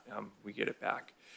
If we have other specialty units, like if we use Riverside County's hazmat unit, there is a component of mutual aid called assistance by hire. Assistance by hire means that they will charge us for their time. And we have to agree to that assistance by hire, and we just basically pay for their crews the time that they're committed to our incidents. So that lives within that mutual aid.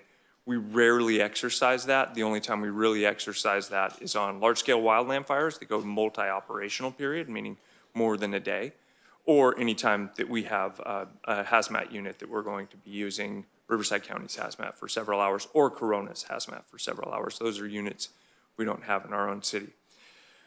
It gets more complex as we go statewide with master mutual aid agreements, and there's reimbursement based into that, but that's not really the topic here. The topic here is when 911 is called from somebody that lives in one of these areas, is there any billing mechanism if you respond outside of our area? And the answer to that is no. We do not bill when we respond immediately outside of our area for an emergency.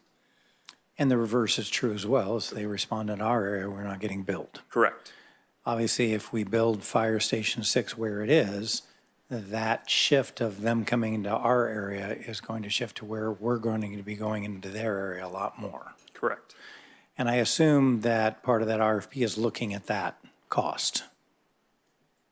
Yes, that's the level of service. We would need to have that studied, and it would be part of the feasibility study. Yeah, it's challenging. Thank you, Chief. Appreciate the answers. It's challenging when you have an area that's still over 50% rural, and yet Spencer's Crossing, which a lot of people that have moved there think they're part of Murrieta already.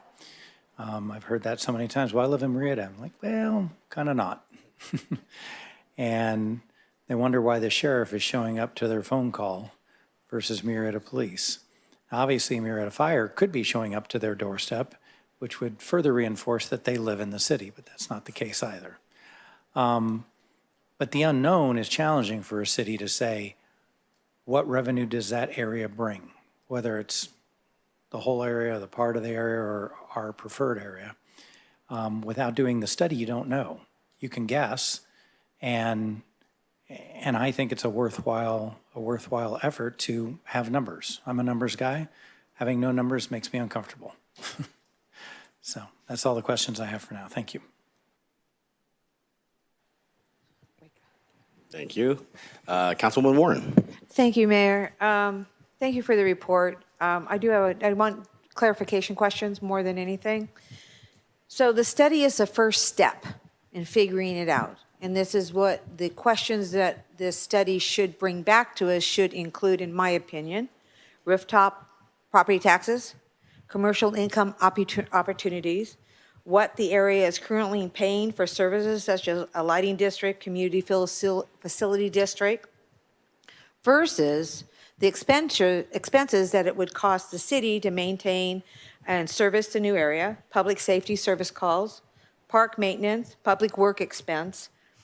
Those are what the breakdown should be. But in order to get that information, we cannot take an educational guess. You feel that it is important to get a feasibility study in so that we have all the answers, income, expense, and see if it's even a viable situation. Am I understanding this correctly? That is the goal of the feasibility study, is to get all of that information to you so you can make the decision. It's a little bit different because we're looking at 3 different scenarios, right? Right. The whole sphere there are areas that are not developed. Correct. And that has an opportunity for potential commercial zones, but we need to really key in and find out, is it really going to develop? Is it not going to really develop? And that's why there's a 10-year feasibility study that they'll do, and it'll project out for these 3 scenarios. But Okay. you're correct, it will get all that information to you. Okay, and it would also tell us is if they are currently paying fees to the county or wherever they're paying the fees to, that could also be more income for this public service calls, in addition to just their property taxes. Is that correct? I mean, the rooftop fee. Is that correct? Yes, that's Okay, correct. that concludes my questions. Thank you. Thank you. And Councilwoman DeForest, you're up. Thank you, Mayor. So in 2021, with our previous city manager, Kim Summers, when I was elected, we actually looked at this and had a meeting with Supervisor Washington about the feasibility of, I'm not sure if this was exactly but we did talk about the Spencer's Crossing area. And at that time, there wasn't enough commercial to offset the cost, and it was completely dropped at that time. Could you elaborate on how we could now revisit this with Justin? Yeah, so we've talked a little bit about what makes this context unique. We've also done some kind of back of the napkin. What's really difficult is there are so many different layers of potential revenue sources and costs. So for instance, if we are located nearby, we may already be under mutual aid delivering services, but delivering services without a revenue offset. Our police department would not fit into that category because there's a pretty strict delineation there. Still, we support each other, but the calls would be likely going to Riverside County sheriffs if they originate from this area prior to any annexation.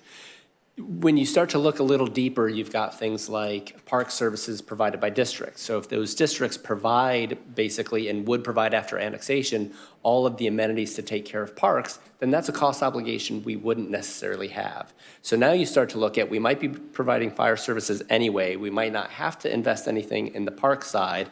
Now you start to look at things like road overlay, sidewalks, some of the other things that Isaac mentioned. It gets really complex, and as they say, the devil's in the details. So I think any high-level cursory review does show that there's some revenue potential, and as a general rule, annexing only residential property in a state like California doesn't pencil long-term because you don't have the commercial sales tax opportunities you're referencing. But when you account for those other more nuanced things, that we might be providing some services anyway, and some services might continue to be outside of our responsibility, now it starts to shift things a little bit so that we at least feel like this deeper dive, which I don't think was done then, is warranted because there's just quite a bit of nuance there that causes us to question the general rules that without the commercial property, it's not viable. Thank you for that. A couple of my questions, and piggyback on Councilmember Warren's, but it will look about the diff fees that's been paid to the county. It'll take a deep dive onto that. And then valley-wide, so. Yeah, the park maintenance just. Right, so the parks are, very busy, very used there, and provide a very important aspect to that community.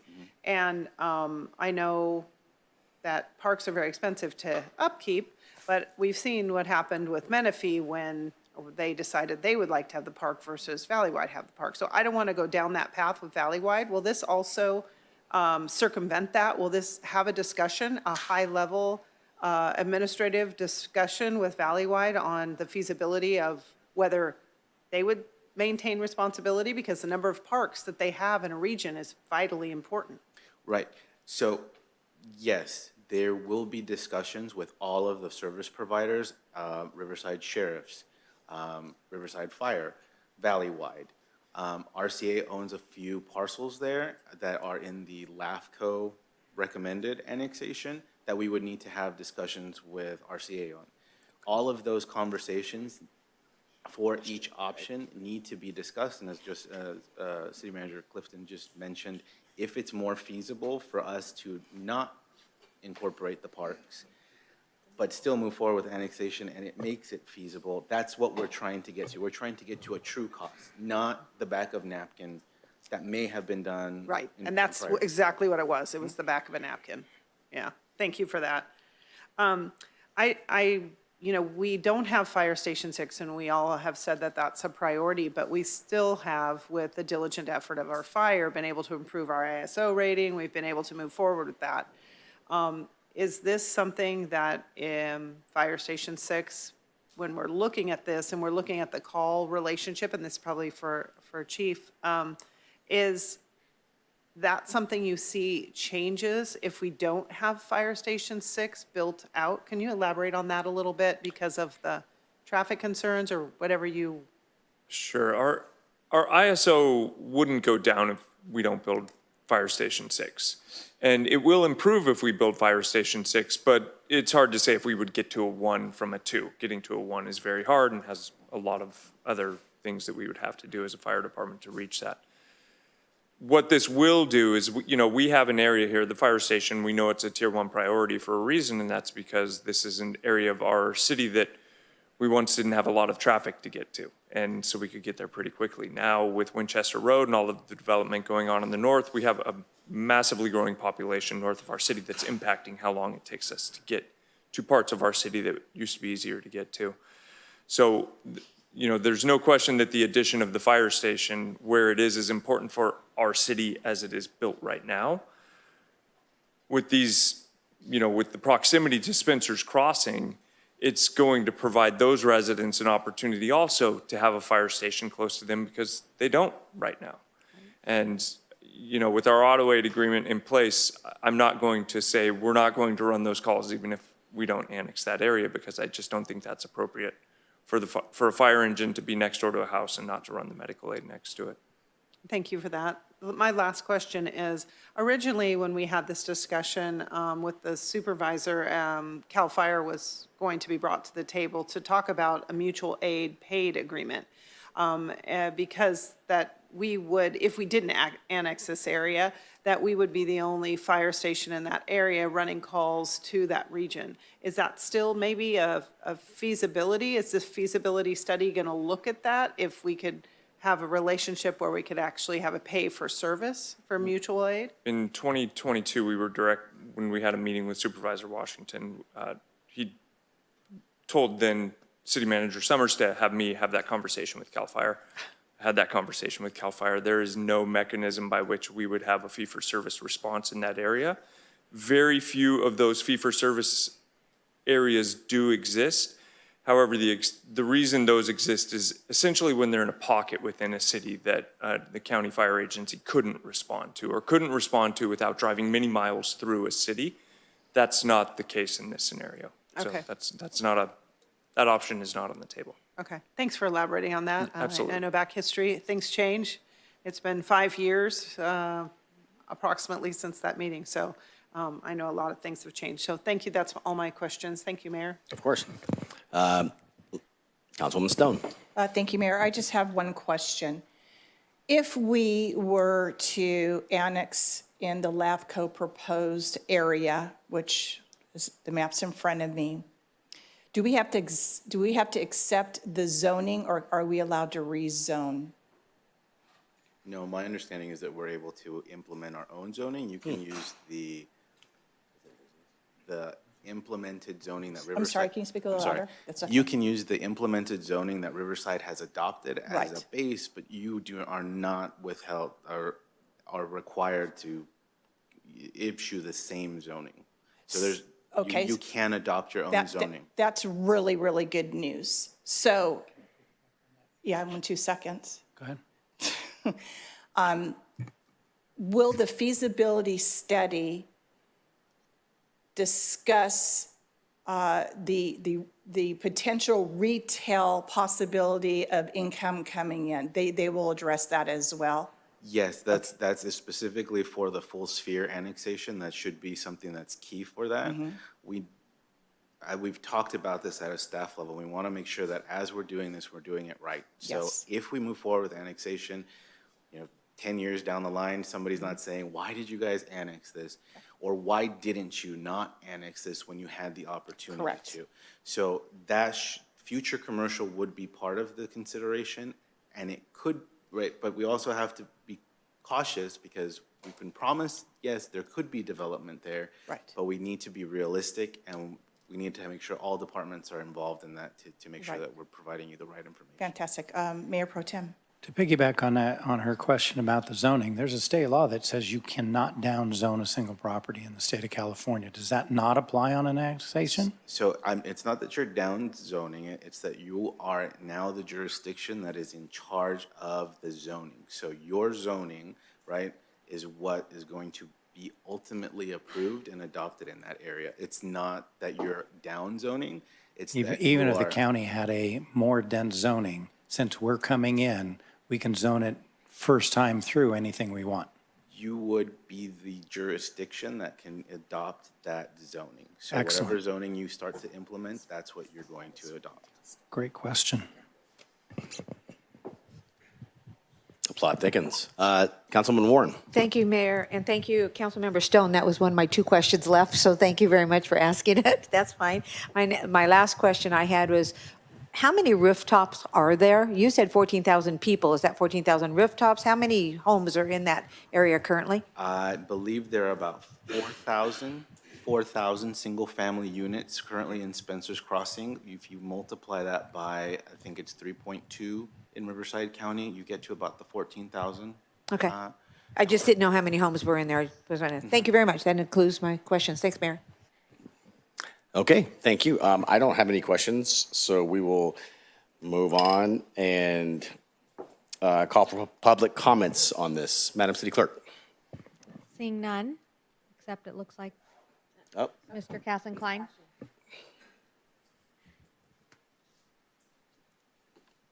Sorry, I wasn't planning on talking, but Lori, you raised a question that I think needs to be clarified. So I think if I understood your question about a fiscal impact analysis, a retail receipt analysis versus land use, how much commercial zoning do we have? And as I understand it, this is only, the annexation study isn't going to talk about or analyze what our receipts may be based on the number of commercial acreage. So I just want that question clarified so staff doesn't, as I'm sitting out there, I'm not understanding your question versus what you asked and what I understand the plan is going to study. I understand the answer to my question, and Okay. that is, are we allowed to I'm not talking about that one. I'm sorry to interrupt. You sorry. asked about fiscal impact, Right, right?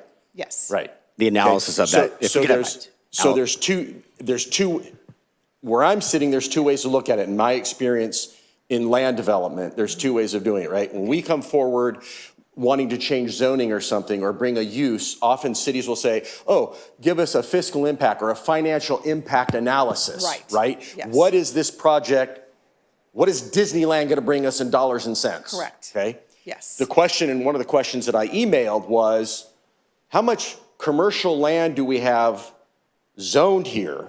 And what is the potential capital sales tax revenue for that may offset the expenses?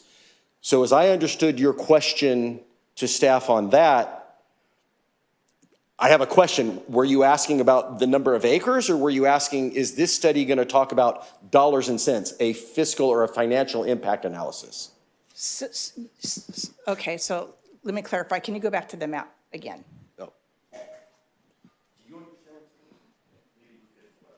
We'll make sure it gets answered.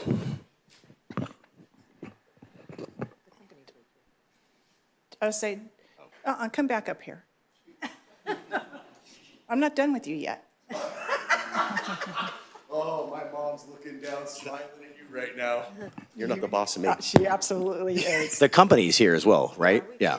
Okay, so my question was the cream color, which is LAFCO, this is their proposed annexation. So in front of me, I'm looking at all this property. I'm assuming that through the county, this is all zoned however they have it. If we decide to annex this, do we have ownership now of rezoning all of this to accommodate the income. So if there's a lot of residential, can we rezone this to retail, commercial, which, as we all know, is a tax base for us? From my understanding, Isaac said yes. Okay. Based so- on what Ron's question was, he reiterated about the down zoning because he needed clarification. Right. So am I missing So, something? no. So a couple of things. Catherine, real quick. If, I think Justin's going to decipher some of this. Can you step in? So, I can answer her question with the map. Up to you guys. But then again. Hold on, so Lori. can I just finish? Let Justin 'Cause just. I don't think he understands where I'm going with this. Hold on. Justin, please. yeah, so I think I understand the discussion. And what we're doing is trying to estimate current and future revenues. Correct. So we can only identify assumptions for future development. Of course. We wouldn't want to do something like assume a larger amount of commercial than we could possibly accommodate, but you have to do two things to do that. You have to say what land might be available and well situated for commercial development, and then on average, because we don't know if that's a car dealership or an ice cream shop, Right. How much might it generate? We can make some reasonable assumptions based on looking at the area and existing land uses. So how much commercial land is available, and then how much could it generate so that you might have a range of possible revenue over time. And that's what I'm hoping that the study will identify. Got it. Okay. So the map that was in the staff report, right, of this annexation area shows the county zoning and what the county I think there was MSC, which is, I don't know, something service commercial, right? If we could see that map, that might tell you how many acres or which pieces of property are currently zoned commercial. Ron is correct. There's no net loss, right? Housing law. Yes. But, yeah, we can talk about it. Over ice cream? Thank you. Isaac, would you have any comments on that question? So I just want to clarify that the map that was included with the staff report should be this map. We didn't include Riverside County zoning as part of the staff report. I also want to go back to something that you said, Councilmember Stone. So yes, the orange or the beige zoning that LAFCO is proposing could be rezoned. However, there needs to be discussions with RCA, as we're aware that RCA owns several of those properties, and even though we could try and rezone them, they're still conservation areas. So realistically, where the commercial potential is going to be in that full annexation, but we definitely need to know if that doesn't materialize, if commercial doesn't happen, what would the burden be to the city, and is that acceptable for this council to move forward with? And so that's what we will be presenting to you. So thank you, Isaac, for the clarification. And I just want to thank Kristen and also Chief for your testimony here today, and thank you for answering my question. You back up? Oh, now we're going to open up for comments. Mr. Holliday. I'm now closing the public hearing first. Thank you. I tapped it. Yeah, so all very good points. If you look on the map there, the section where Clinton Keith kind of goes diagonally through that big chunk of property, that is all owned by, I don't know if that map is up on your screen. That is all owned by RCA. Pardon? Below it? Below it and above it. Okay.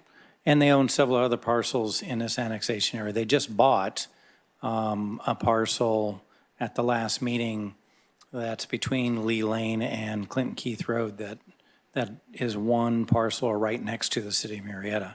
So they're buying a lot of property in that area. Because I expected that at some point Clinton Keith was going to be a retail corridor.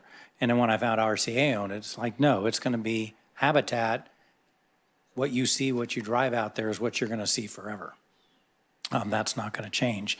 And the thing that Murrieta did, and Casa may be the only one that remembers this back in the day, when we incorporated feasibility of that property developing, and they said, you have overzoned your city for commercial, it will never develop like that. So I'm thankful that you brought that up, that, yeah, we can look at things that are zoned commercial.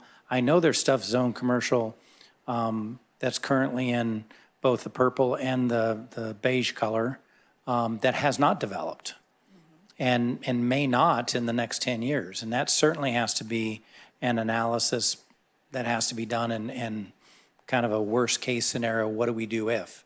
Now, there may be stuff further north of that may develop commercial, and we could, if it's not zone commercial, we could rezone it that way.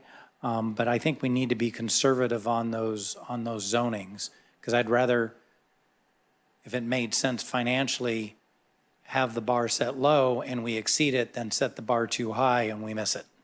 So I'm thankful that you're on the same page with that. But overall, we got to have the numbers to know. Bottom line. Thank you. Okay. Mayor Lavelle? Yes. I apologize. There is somebody who is asking if they could speak for public comment. Is that okay? Yeah. Okay. Yeah. Mr. Ingram? Hey. Welcome to Murrieta. It's nice and hot in here. Did you guys forget to pay the air conditioning bill today, Justin? No? Okay. So I'm super supportive of Station 6. This is something we've been kicking around for a long time, and Councilmember DeForest is absolutely correct that we did have this discussion. I think the things that we need to factor into this when you're looking at the feasibility study is, one, sphere of influence of RCA. Absolutely important. We need to know if these are critical linkage or not, because this could be a problem for us down the road. Two, when you actually adopt this, the process that's going to take and what it's going to cost to actually make it conform with our general plan and that conversion, because there will be a cost associated with that. And then looking at the land that parallels the areas that you want to do the commercial, because I absolutely agree with Councilmember Stone that what we're looking for is to generate revenue. Rooftops generate about 6 cents per dollar. Not to say that we don't need houses, but we also need revenue to sustain this in the future. Because if you do the numbers at $5 million a year, that's $13,800 a day that it's going to take to support that station. And we need to make sure we can generate that revenue to support our department. So the things that I think that are critical, I think that looking at what RCA's influence is going to be on that and what it's going to take, and what is it going to take with the process to have predictability with LAFCO. If other council members remember when we went through this with the council, we spent an inordinate amount of time dealing with LAFCO to get simple things passed, wheeling agreements, other things.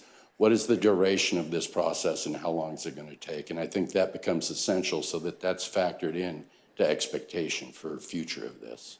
Thank you for taking your time to listen to me. Thank you. Any more? That concludes public All right, comments. cool, thank you. Back up to council. Any closing comments, closing thoughts? Okay. You guys ready to annex this thing? I'm kidding, totally kidding. Totally kidding. I'd like to call for a motion, and I have a motion by Mr. Holliday, and a second, please, by Councilwoman DeForest. Let's vote.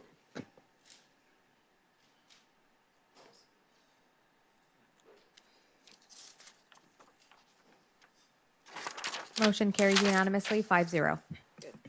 Thank you very much. Next up, fiscal year 2026-27 budget update.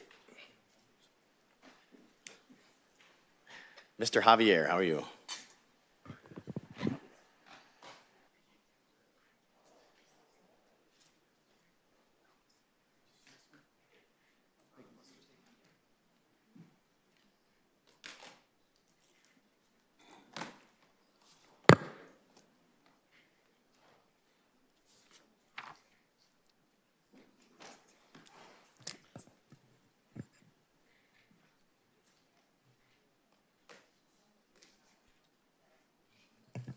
Good evening, Honorable Mayor, City Council members, members of the public.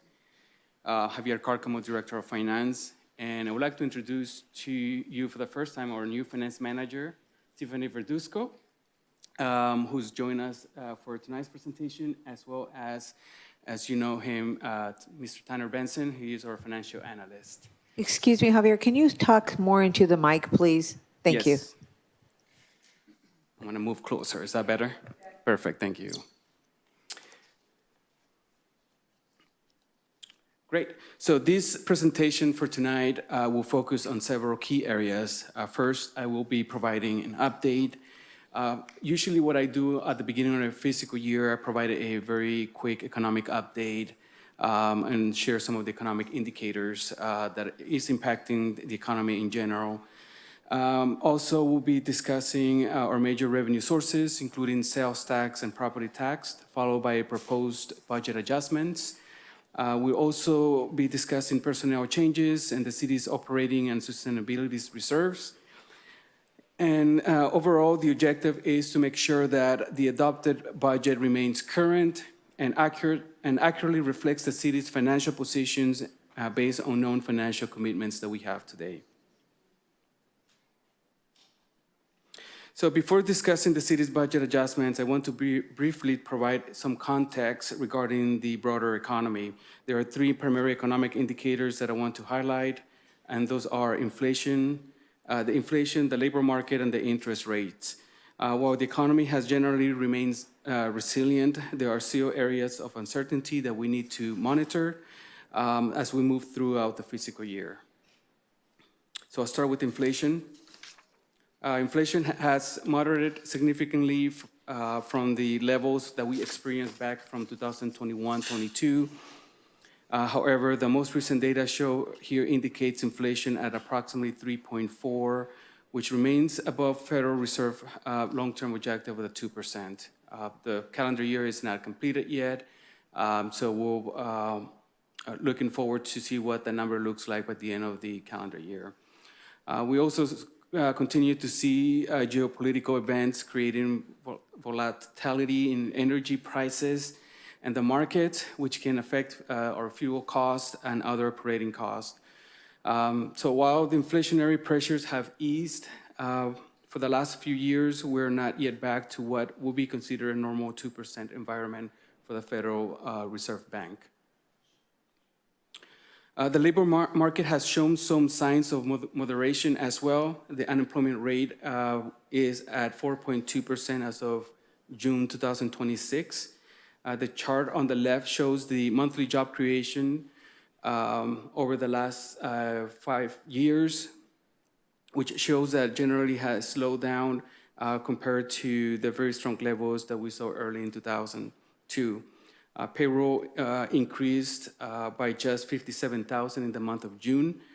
For the Federal Reserve Bank, the labor market provides a sign whether or not the economy is expanding or contracting at that level. The final economic indicator is interest rate. The Federal Reserve Committee left the federal funds rate unchanged during the last meeting, and it left it at between 3.5 and 3.75. This is for the 5th consecutive meeting in this last July, and that was kind of lining expectations at that time. Interest rate decisions continue to be driven primarily by inflation, labor market, the labor market, gross domestic product, as well as the overall economic activity. Based on my discussion with the city's investment advisors, they believe that the Federal Reserve will probably hold the federal fund rates steady through the remainder of the calendar year, provided that actual and market-based measures of inflation remain contained. So with that, I'm gonna focus and change my presentation to our city's revenues performance during the last few years. I'll start off with the sales tax. This slide shows the city's historical sales tax performance, including Bradley Burns sales tax and the Measure T sales tax. For Bradley Burns, actual revenue increased from approximately $26.3 million in fiscal year 25 to an estimated $26.5 million in fiscal year 26. This is approximately a 1% increase year over year. For fiscal year 27, we're forecasting a somewhat aggressive approach, which is approximately 3%. The Measure T revenue graph shows a trend as well, increasing from approximately $28.3 million in fiscal year 25 to an estimated $29.8 million in fiscal year '26. This is an approximately 2.7% increase. So while we continue to monitor the economy and consumer activities, our current sales tax outlook remains positive, with a slightly increase year over year during the last couple of years. Something I would like to note as part of this financial update, we're not proposing changes to our sales tax for fiscal year '27 yet. We would like to confirm how we end up the year for fiscal year '26, and then look at the data for the first 3 months into fiscal year '27 to determine whether or not we want to make any changes to the adopted budget for for Bradley Burns and Measure T sales tax for fiscal year '27. Moving to property tax, this graph shows a continued steady growth in property tax, which is our second highest revenue source for the city. As shown here, property tax revenue increased from approximately $45.8 million in fiscal year '25. With the fiscal year '26 still an estimate number, sales tax receipts are on a delay a few months. Once we close fiscal year '26, we'll probably be able to provide that back, report back to you the final numbers, but we're projecting approximately $49 million in fiscal year '26 and 51.2 for fiscal year '27. At this point, again, same for sales tax, property tax. At this moment, we're not making a recommendation to make an update for fiscal year '27. Okay, so this slide summarizes the proposed budget adjustments for for our first budget update for fiscal year '27. On the revenue side, as I share with you, there are no significant changes proposed to the city's major revenue sources. The adjustments that we're presenting to you is primarily involve reallocating investment earnings between the general fund and Measure T, reducing the police department grant reimbursement budget, adjusting the fleet allocation based on reassessment of fire vehicles cost. On the expenditure side, the largest adjustments are related to the salaries and benefits, including special compensations for the public safety groups. And we're also making a budget adjustment based on the calculated cost of living adjustment for the miscellaneous employee labor agreements. We're also making several operating budget adjustments to account for items that were omitted during the budget adoption process. We're also reallocating legal services budget based on historical expenditures. And lastly, we're updating our budget related to the insurance and the fleet replacement cost. Overall, these adjustments are intended to align the fiscal year '26-27 budget with current information, approved labor agreements, and known operating costs. With that, I'm going to turn over the presentation to Mr. Tanner Benson. Thank you, Javier. I will be going over the updates to the general fund and Measure T, and then the citywide proposed changes. But first, since this is the start of a new fiscal year, we wanted to briefly go over the table on screen. The first column, labeled Adopted Budget, is the budget that was approved and adopted by this City Council on June 3rd, 2025. The second column is labeled the Amended Budget. Over the course of a fiscal year, the operating budget gets updated through council action, either from a budget update like we have here, or from a council-approved agenda report. The current amended budget on the table reflects the various updates to the adopted budget from approved agenda reports at this time. Next is our proposed adjustment column and the percentage change impact from the proposed adjustments. And finally, we have our last column labeled Proposed Amended Budget. This column shows the effects of the proposed changes and shows what staff is proposing the new amended budget for fiscal year 2027 to be. For the general fund, there is a proposed reduction of $1,261,000 in other miscellaneous revenues.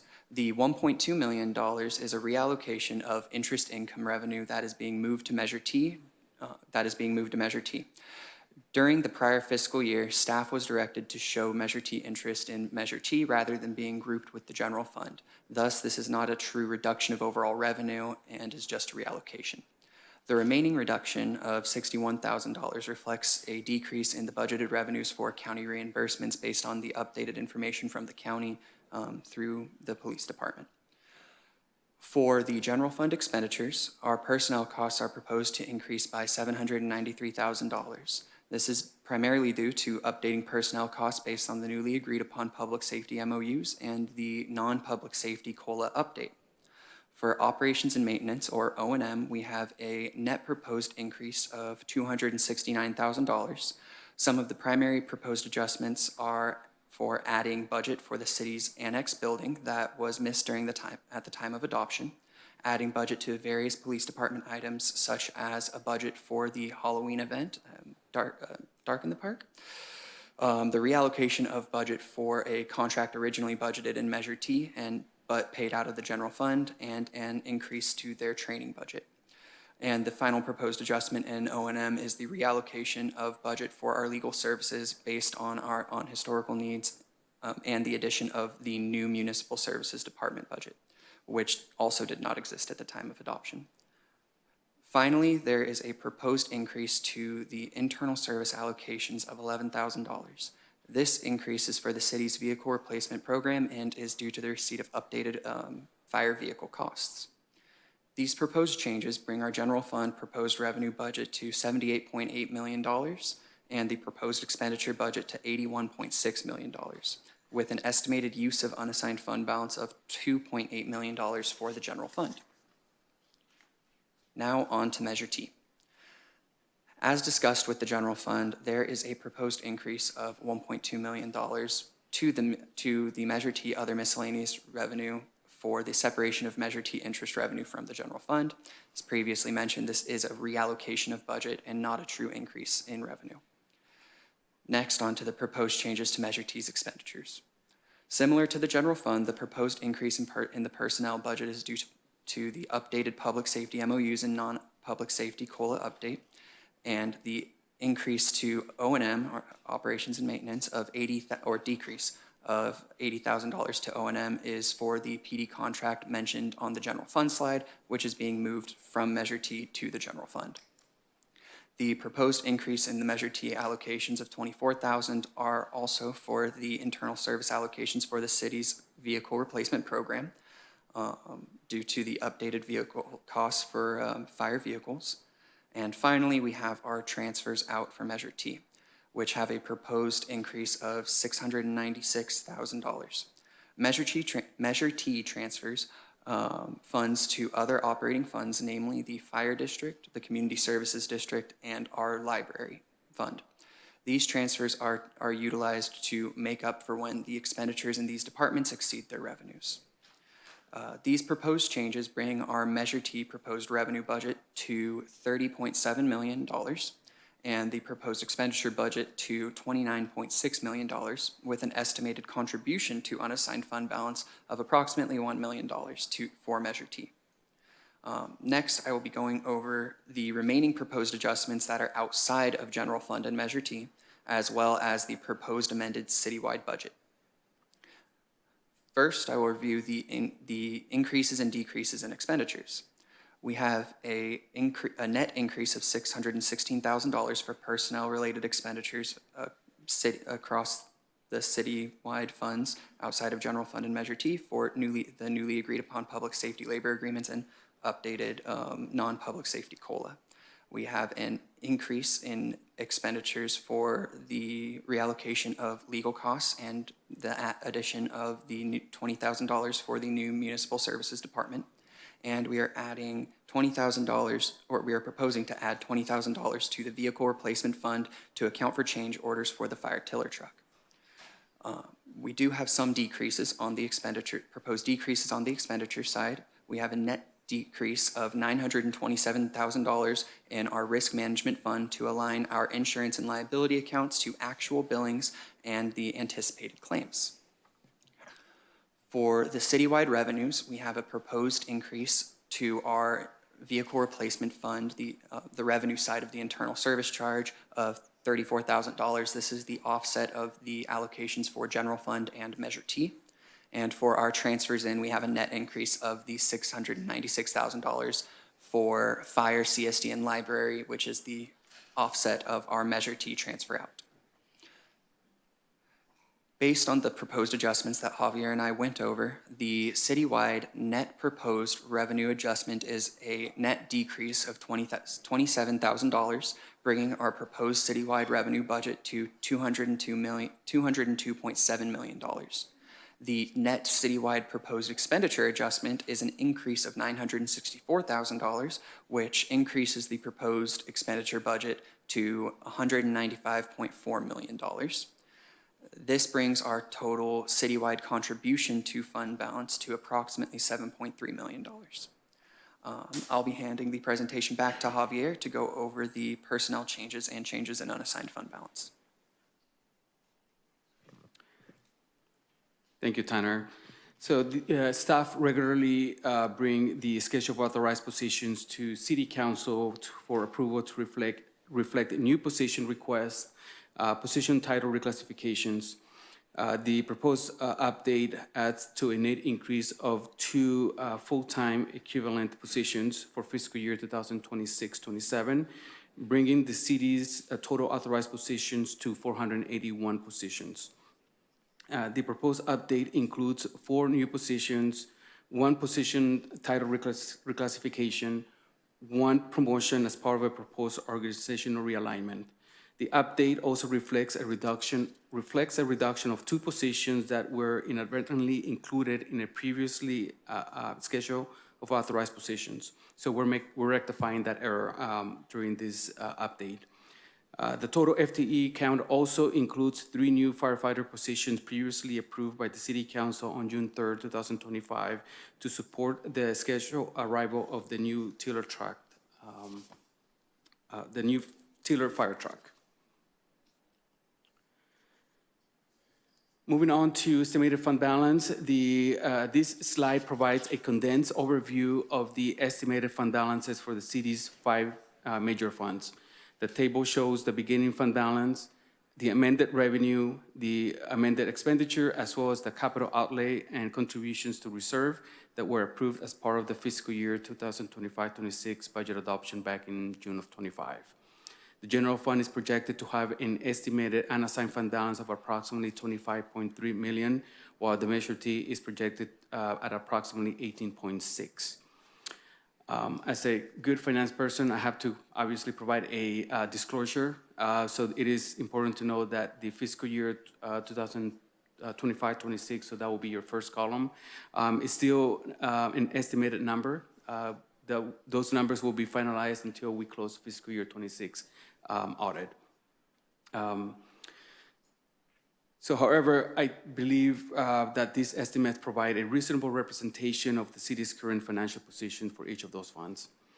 As part of a future agenda report, staff will present recommendations for how the unassigned fund balances can be strategically used to continue supporting the city council's goals and priorities. And with that, I'm going to turn it over to Tiffany Verduzco.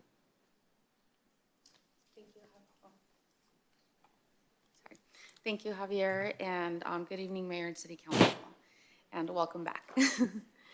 And so I will be providing our balances for the operating and sustainability reserves in the next couple of slides, but before we get into the numbers, I did want to provide a little bit of background on these funds. They are part of the city's fund balance and reserve policy, which helps promote sound fiscal sustainability, management, and supports long-term financial planning and the continuity of essential services for the Murrieta community. Operating reserves consist of our 5 major funds with a targeted reserve balance of 30%. At the end of fiscal year 26 and at the beginning of fiscal year 27, the fund balance for the 5 major funds was $39 million. And as mentioned in the previous slides, effective June 3rd of 2025, as part of the biannual budget adoption, the city committed unassigned fund balance from general fund and Measure T, totaling about $1.6 million, bringing the total operating reserve fund balance to $40.7 million. The sustainability reserve balance consists of funds allocated for economic contingency, and that includes for information technology services and repairs to citywide, community service district and fire facilities, as well as pension rate stabilization and the continuity of operations. For fiscal year 27, the reserve balance was $35.4 million. That remains unchanged. And with the combination of the operating and sustainability reserve brings our total balance on reserves to $76.2 million. And just to remind City Council for future fiscal updates for fiscal year 27, we will be bringing our first quarter update is scheduled for around November 26th. For our fourth quarter on fiscal year 26, after we close our year end and receive our audited financials, that will be presented around December 26th. For our mid-year on fiscal year 27, that will be brought back to you around February or March. And for our third quarter update for fiscal year 27, will be brought back around May or June. And at the same time, staff will be working on the biannual budget adoption. That's going to begin this calendar year around November and December. And we plan on bringing the budget adoption workshop May of 27 with the goal of adopting in June of 27. And so for today, tonight's item and recommendation, staff requests to amend fiscal year 27 operating budget as defined in the fiscal year 27 proposed budget amendments, and also to approve the updates scheduled in the authorized positions list. This concludes our presentation, and staff is available for any questions you may have. Thank you very much. We're going to back up. We're bringing it to council for questions, starting with Councilwoman Warren. Thank you, Mayor. Question, when do you anticipate the numbers coming in for the sales tax for June through June 30th? So the June collections, we actually be getting that by the 21st of this month. And are there any other outstanding revenues that you are still waiting on? Yes, we still have probably some property tax allocations to come in. And certainly we still need to look at some of the year-end revenues that we have to reconcile as well. Okay, I just wasn't curious that the county seems to be taking their time on this. Yeah, we have recently received 3-4 apportionment during the last month, and then so they're trying to finish it up as well. Thank you, those are the questions. And thank you for your presentation, it was very well done, appreciate it. Thank you, Mayor. Thank you. Councilwoman DeForest. Thank you, Mayor. First and foremost, I'd like to welcome you, Tiffany, to Murrieta. We're happy to have you. You're in great company with Tanner and Javier, so thank you so much. You're joining a very strong team. I know they always say that Parks and Rec is the team of lots of fun, but I don't know. Finance can be so much fun as well, right? Nah. So I have a question. Yeah. My question is slide 12. You talk about miscellaneous revenue for Measure T, and that looks like that. I don't understand when you said you were realignment of the interest. Could you elaborate on that a little bit? Yes, absolutely. So at the beginning, when we adopted the budget, our investment earnings were budgeted under the general fund, and that includes the funds associated with general fund itself and also Measure T. From an accounting perspective, we should be recording the revenue separately based on each of the funds' account balances. And then so what we're moving is the budget that we had originally allocated or established in the general fund. Part of that, it's been reallocated to Measure T, so each fund can recognize their own investment earnings. Thank you for that. That is my last question. Thank you, Mayor. Of course. And of course, we have Mr. Holliday in the queue for a budget question. I only have one. Oh, wow. I said question. Question. Welcome, Tiffany. Thank you both for the welcome. I appreciate it. Yes, I'm the council member they warned you about. Over and over. Over and over. My question is on slide 7. 7. So what percentage of sales tax do we get under Bradley Burns? What percentage we received? Yes. In compared to prior year?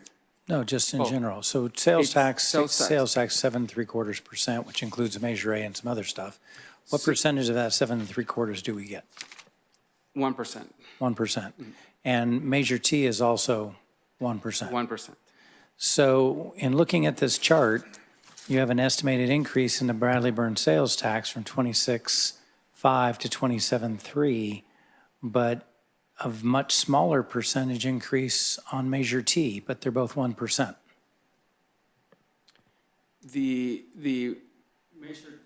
The Measure T revenue for fiscal year '26 actually is going to be a little bit higher than the Bradley Burns. So with Bradley Burns, we are estimating about $26.5 million. With Measure T, we're estimating about almost 29.1. The major differences between, although they're both 1%, the major differences between the two is that the purchase of vehicles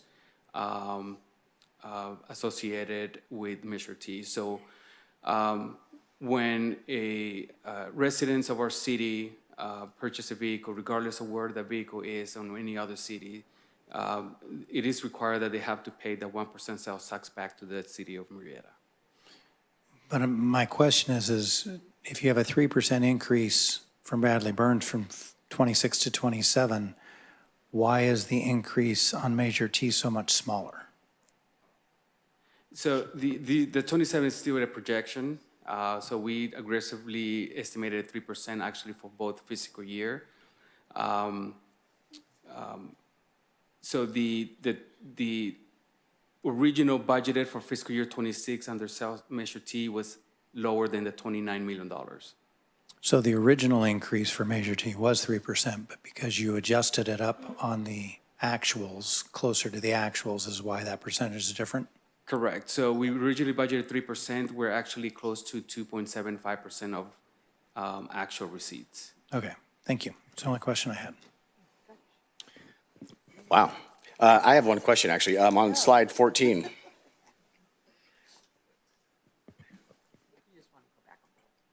So this stood out really large to me when I saw it. The net decrease of $927,000 in risk management. Please, I mean, that's like, we should celebrate, I assume. Like, how does the insurance drop? Well, it's not necessarily that it dropped. Is our original estimate, which again, our budget was adopted almost 2 years ago. Yeah. So our forecast 2 years ago, we had some information at that point in time. When we received the actual invoices for fiscal year '27 for our insurance coverage, then we adjust our budget, original estimate, we adjusted at that point in time. So we could say that we over budgeted by $927,000.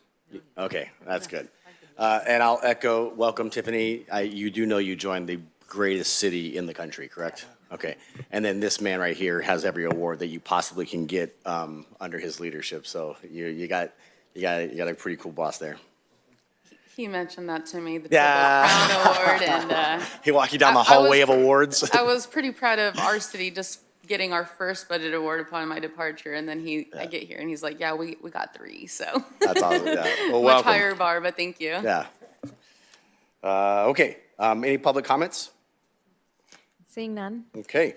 And any council comments? Probably not. I have to call for a motion. Mr. Holliday, and I have a second by Councilwoman DeForest. Let's vote.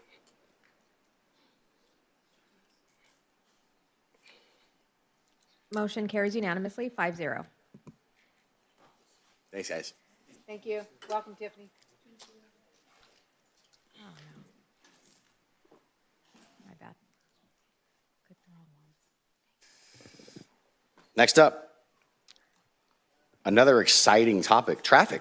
Discussion regarding traffic congestion requested by our very own Councilwoman Stone. And Mr. Mayor, if you don't mind, I could just set this one up a little bit. We did get a request to revisit traffic congestion and I think review some of the programs that we've implemented. So what we're prepared to do, if it's the pleasure of Councilmember Stone and the council, is present a little bit, kind of a reminder of where we've been and some of our historic attempts to optimize synchronization and traffic flow. And then you know what we've done a little more recently with the pilot program, and then look to the future and help council anticipate what are some of the efforts still underway to continue to optimize the system. So if that's good, we can start there and then take questions. Good evening, Mayor Lavelle. Air conditioning is back on just in time to talk about traffic. Yeah. Excellent. Happy to join you tonight. I'm joined by Jeff Hitch, city engineer, and Brian Stevenson, consultant traffic engineer. We're here to talk about what we talked and what we've done, as Justin alluded to, what we've completed since we talked to you last time, and since the request was made in May to come back and talk about traffic congestion. So I'm going to turn it over to Mr. Hitch as a brief presentation, and we're here to answer any questions you may have. Thank you, Bob. Thank you, Bob. Good evening, Mayor Lavelle, council members. We're here to talk about traffic. You guys want to talk about traffic? All right, let's get into it. I guess I have to be able to figure out how to use this first. Right on. All right, so as City Manager Clifton identified, we're going to talk a little bit about where we've been, kind of what we're going to be looking at currently, and things that we're going to be looking at in the future. So obviously, you all remember the Los Alamos Corridor Pilot Program that we recently completed. We last updated this council on March 3rd, 2026. That was from Madison Avenue to Whitewood Road. That program saw, up to a 50% reduction in delays. I want to emphasize that's not a guaranteed element that's going to happen on all our corridors, but that is something that we can try to accomplish, as we go through trying to do resynchronization on some of our corridors. I don't have it on here, but I'm stealing from maybe where the future slide is going to get to. But the next major corridor that we plan to look at is going to be the Murrieta Hot Springs Road corridor for synchronization purposes. We want to wait until we finish doing the CIP project that's currently under construction. Obviously, this wouldn't be a fair time to be trying to run that type of analysis, but we will be analyzing that after the completion of that project. So we're thinking maybe of doing some counts probably in the spring of 27.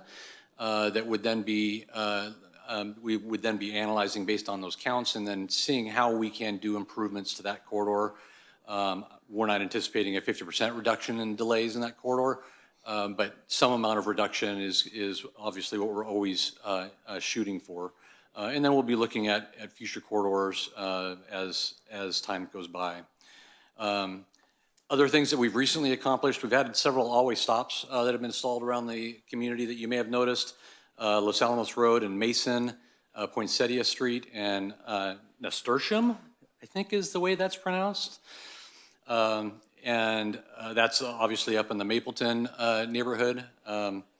The Hunter Road and Mockingbird Avenue, it's Hunter Road just west of Winchester.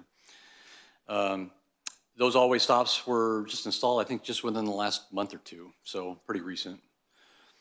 Things that we're currently up to, we're kind of sniffing around some roundabout locations. Some of these locations are locations that have been items that have been brought up by this council. Some have been brought up by other members of the community as areas of concern. Whitewood Road and Daylily Drive is one location. There's been requests in the past about doing a traffic signal at that location to replace the current always stop. It's never met warrants for a traffic signal. In our previous discussions, we'll continue to look at that. We are looking at a possibility of looking at a one-lane roundabout at that location. It's not something that we've done before. The picture you see in the top screen is an example of one. That's actually in the state of Georgia. There have been some of these installed actually down in San Diego. So we're kind of analyzing what those look like, what the maintenance would look like on these types of things, and whether that would be suitable in this location. Whitewood Road and Mapleton Street is another good example of a location. It's currently just a side street stop only, but we've had people requesting always stops or a traffic signal at that location. And it hasn't met warrants in the past. We don't feel confident that it would meet warrants at this point. So again, something that we would look at as a potential for in this case, maybe a two-lane roundabout the picture, the exhibit below shows what an example of a multi-lane roundabout might look like. We don't have any of those currently in the city. I don't know if Temecula even has a 2-lane roundabout down there. So these would be some new things that we would be looking at to determine the suitability of those types of things. We really like the concept of roundabouts as far as the safety that it provides. It eliminates broadside collisions, which is really important, especially on roads like Whitewood that have had some history of those types of collisions. Clinton Keith Road restriping, I thought we'd bring that up. We are going to be bringing forward to this council the award of our next pavement rehab project in September. That rehab project is going to include restriping of Clinton Keith Road to 6 lanes. I know that has been brought up by members of the public in the past to try to accomplish that. There is one stretch that we cannot achieve yet, but we may as well get the rest of the road set up for that while we're doing this pavement rehab project.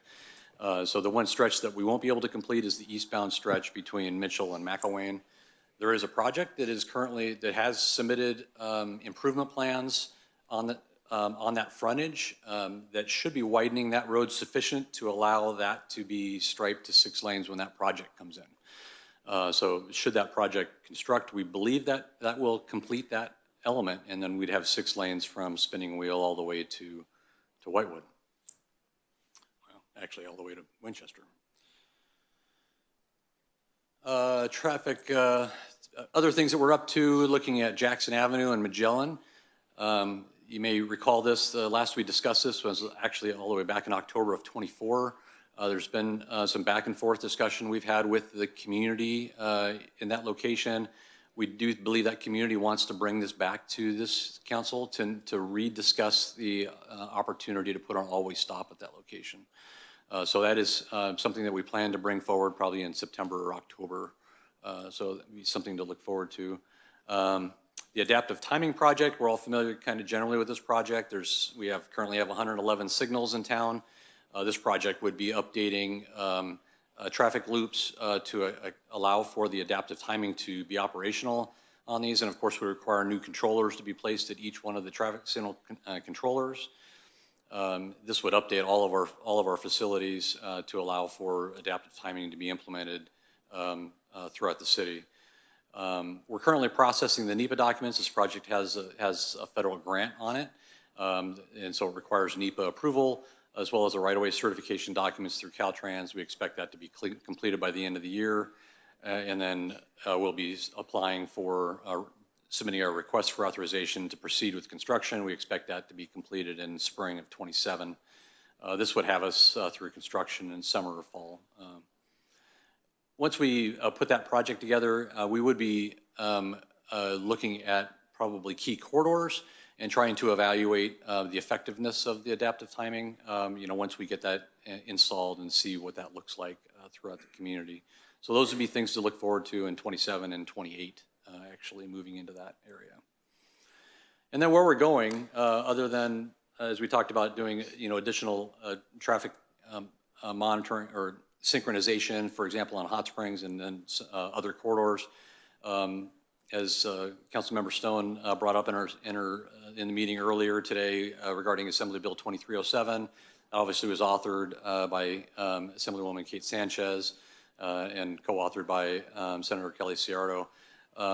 This project is going to authorize WRCOG to coordinate with Caltrans on a regional pilot program to sync traffic signal timing between local roads and state highways. It's a great goal of reducing traffic congestion, improving travel time, reliability, and lower vehicle emissions in an area like Southwest Riverside County that obviously has large growing population areas. So as of August of this year, it's passed the final hurdles and is headed to Gavin Newsom's desk for signature.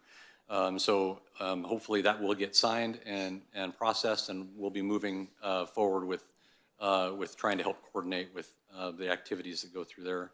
The other item that I thought I'd bring up is WRCOG has a program they've brought to our attention that they're calling the Southwest Improvements for Faster Travel, or SWIFT. Clever name. Its purpose is identifying congestion hotspots and then developing cost-effective and easy-to-implement improvements. So it's not doing like major road improvements or things of that nature. It's identifying things that they can easily improve, and then they want to go through and try and benchmark the success on that. So it's something that we just had a couple of introductory meetings with WRCOG, and they're using Fair and Pierce, the traffic consultant, to process that. So something that we're just starting to work with them on to see kind of how we can assist with that program and help to do additional improvements in the corridor. That addresses everything that I plan to present here tonight about traffic. Interested if you have any questions for us here, and we'd be happy to talk traffic. We love talking traffic. First up, Councilwoman Stone. Thank you. Thank you so, this was a great presentation. I know Mayor Pro Tem and I share Whitewood, and when you're going north on Whitewood, I think it's Daylily, the traffic is during school and then people coming home from work. It's backed up to, gosh, past Alta Murrieta, and I know that we've talked about a light, but if we can even do the roundabout, that would be absolutely amazing. When you do the restriping, when you're going south on Whitewood, from when you go through Los Alamos, not the very first street, but the next one's Willow Bend. Do you know where I'm talking about? Mm-hmm. That is really wide. And I've witnessed people that are turning in that subdivision. I actually live in this subdivision.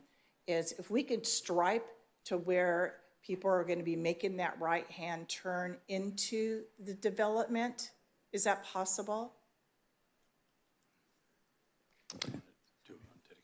That would depend on if there's enough width to keep a bike turn lane or a bike lane there. Okay. So we need to make sure that we can still maintain 4 feet in between the right turn lane and the through lane. Okay. But we can certainly look at that. Okay, So that'd be great. that section currently goes from 2 lanes to 1. And so it's slowly winding down, and people are jockeying for position. There very well may be enough room for that. It's something we can take a look at. Yeah, Sure. if that lane could just continue to Willow Bend, then it would eliminate a lot of that traffic fighting for Correct. who's in first. Yes. In addition, I've talked about how Whitewood is a thoroughway from Menifee all the way to Murrieta Hot Springs, and just a FYI, that might be something that we might have to deal with down the road. So on the weekends especially, people cannot exit out of the subdivision from right, whatever the street is, right after Los Alamos, really truly all the way to Murrieta Hot Springs. It's pretty bad, especially on the weekends. I think you see it's an alternative route for the 215. So at night, Yes. the 215 backs up all the way to the split at the 15 now. And in the morning, it's the same way in the opposite direction. So it's people who live in Menifee or live in French Valley realize that's an alternate route. Correct. We are being overrun by that traffic. Oh, yes. So let's talk about the bitch. So this is the bitch. The bitch is that when you're going north on Whitewood and you're gonna make a left and go east on Los Alamos. West on Los Alamos. You know, I complimented you a few meetings ago that it took me like 3 minutes. But what I'm finding is where the shopping center is, where the Shell gas station, and the overpass through Hancock. Not where Lincoln is, but right there. When you have the people coming from Menifee making a right-hand turn and then making a left-hand turn from Whitewood onto Los Alamos, that is where the congestion is just a debacle.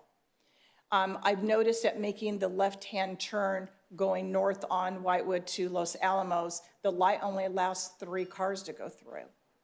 And and then making the right-hand turn, obviously, from Whitewood onto Los Alamos, especially in the morning.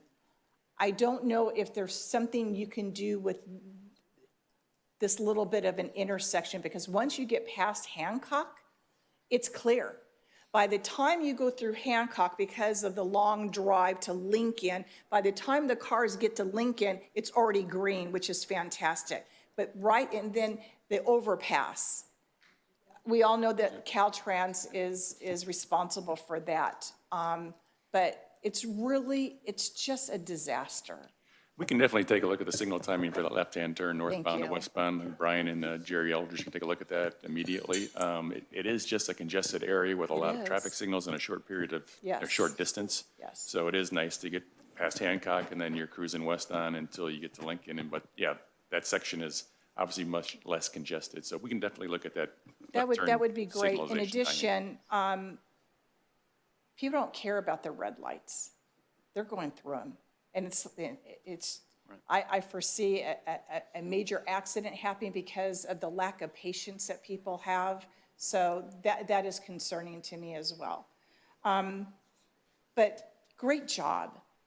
You know, I know that I'm constantly bitching about traffic, and I hate traffic. It just irritates me. So again, I'm so appreciative of all that you are doing. So thank you so much. Thank you, Mayor. You guys just want to attach the striping machine to the back of your Jeep? Don't you have your Tesla today? Yeah. Thank you very much, Councilwoman Stone. Mr. Holliday. Thank you, Mr. Mayor. Yeah, great presentation. I'm appreciative that you guys are looking at alternatives to stop signs and traffic lights. I know that when you did the study on Mapleton and Whitewood, stop sign was nowhere close to being warranted. Traffic light was getting close, and maybe 4 or 5 years later it might be close, but traffic signals, when we did that study, we included Poinsettia and Mapleton, and it was warranted for a traffic signal. Here we are 4 years later, and there's no traffic signal there because it takes forever and it costs a lot of money. So I'm appreciative that you guys are looking for alternative ways to get things through there. And maybe instead of a signal at Poinsettia and Whitewood, maybe the roundabout's a better, cheaper solution. So I'm looking forward to that. Questions? You said you're bringing back to City Council to discuss the Jackson and Magellan. Did we talk to the homeowner association there? We talk about the alternative that council suggested about getting rid of the trees that were impeding the vision? We have had discussions with the management association, homeowner association specifically about the project. And I believe they already have gone out and done trimming of their vegetation through there. So they have complied, I believe, with what council's request was back in '24. I think just after additional discussion with them, I think they're still in favor of still having an always stop. That is what their residents want. And I think they want to have their own time to be able to express their concerns to this body. And have we done a count to see if it warrants a stop sign there? I believe the always stop was warranted. I think when we brought this to this council in 2024, I think we had determined that it met warrants at that time, not necessarily based on counts, but due to Site either site distance and the fact those there's only one issues, way I out of think. that track, which Right. don't tell the fire chief. Well, they do have an emergency access for Do they fire. have emergency For a access for secondary fire? access point. It's just they don't have a secondary access, and when you have a condition where there is some question about suitability for, or visibility for, with the vegetation that's there, and even if you trim it down, it looks great for a while, and then until the vegetation comes back. And Right, okay. And my other question is the adaptive timing project.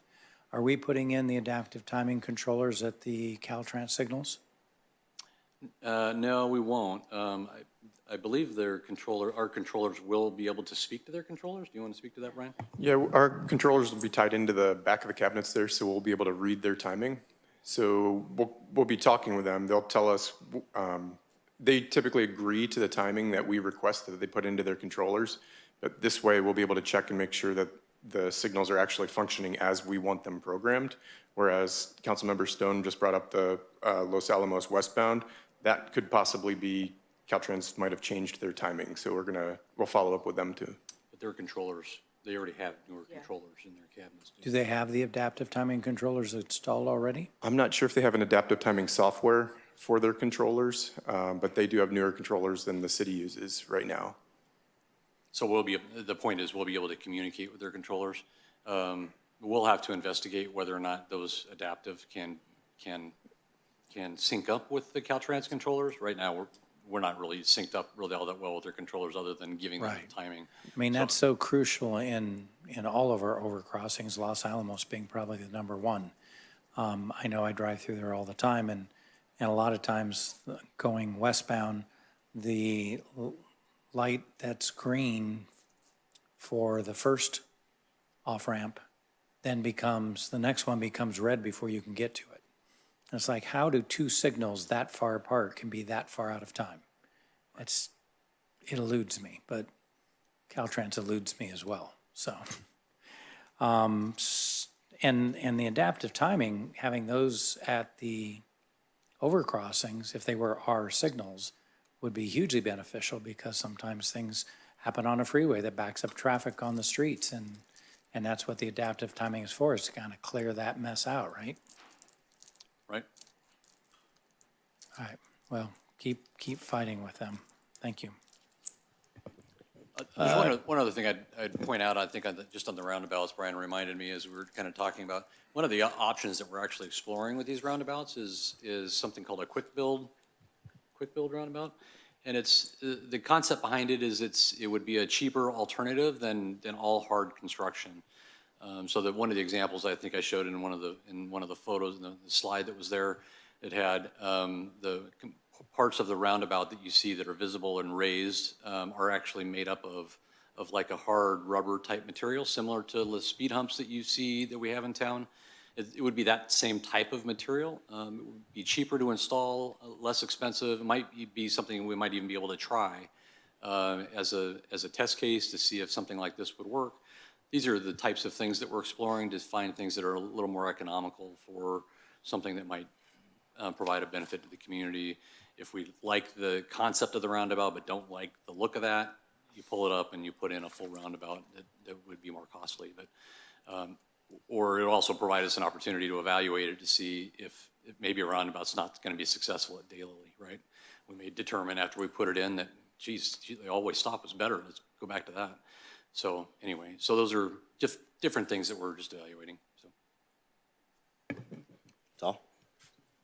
Councilwoman Warren. Thank you, Mayor. On the Jackson Avenue and Magellan Street, would that have to go back to the Traffic Commission, or could that come back directly to us after further analysis?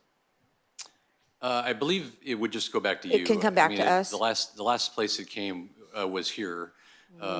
And the Traffic Commission is an advisory body. Correct. Correct me if I'm wrong, but I believe the Traffic Commission recommended They the all-way did. stop. That's what I was wondering. So I don't think there would be a need to bring it back to them to recontemplate that. We could if you would prefer us to do that. I think it should come back to us as soon as possible, because it's not only the traffic coming out of the street coming out of the residential area, it's the semi trucks that are coming out of the shopping center, Right. and the people coming around the corner do not see that truck, and then all of a sudden they're right on top of them, and so that is a major concern over there. So I'm be happy to see that come back. That would be great. And also the controllers with Caltrans. I know at our meeting that we had with Caltrans, with District 8 Director, he promised us that they would tell you what the controllers were and all of their systems over our freeway passes, and that we could bring our controllers up to their standards and that they would time them appropriately. Are we still on track with that? We'll be doing similar things with the adaptive timing, but Okay. as Brian alluded to, the controllers would then be able to talk to each other. So it is the same brand of controller. It's just a matter of whether they have adaptive timing for their off-ramps. But at least they can speak to each other, have the same hard body inside the actual controller, Okay. software-wise. I don't think Mayor Pro Tem's been on Hot Springs lately, so if he thinks Los Alamos is bad, come down my way. Thank you. Okay, that's all the questions we have. Are there any public comments on this? Mr. Casson Klein.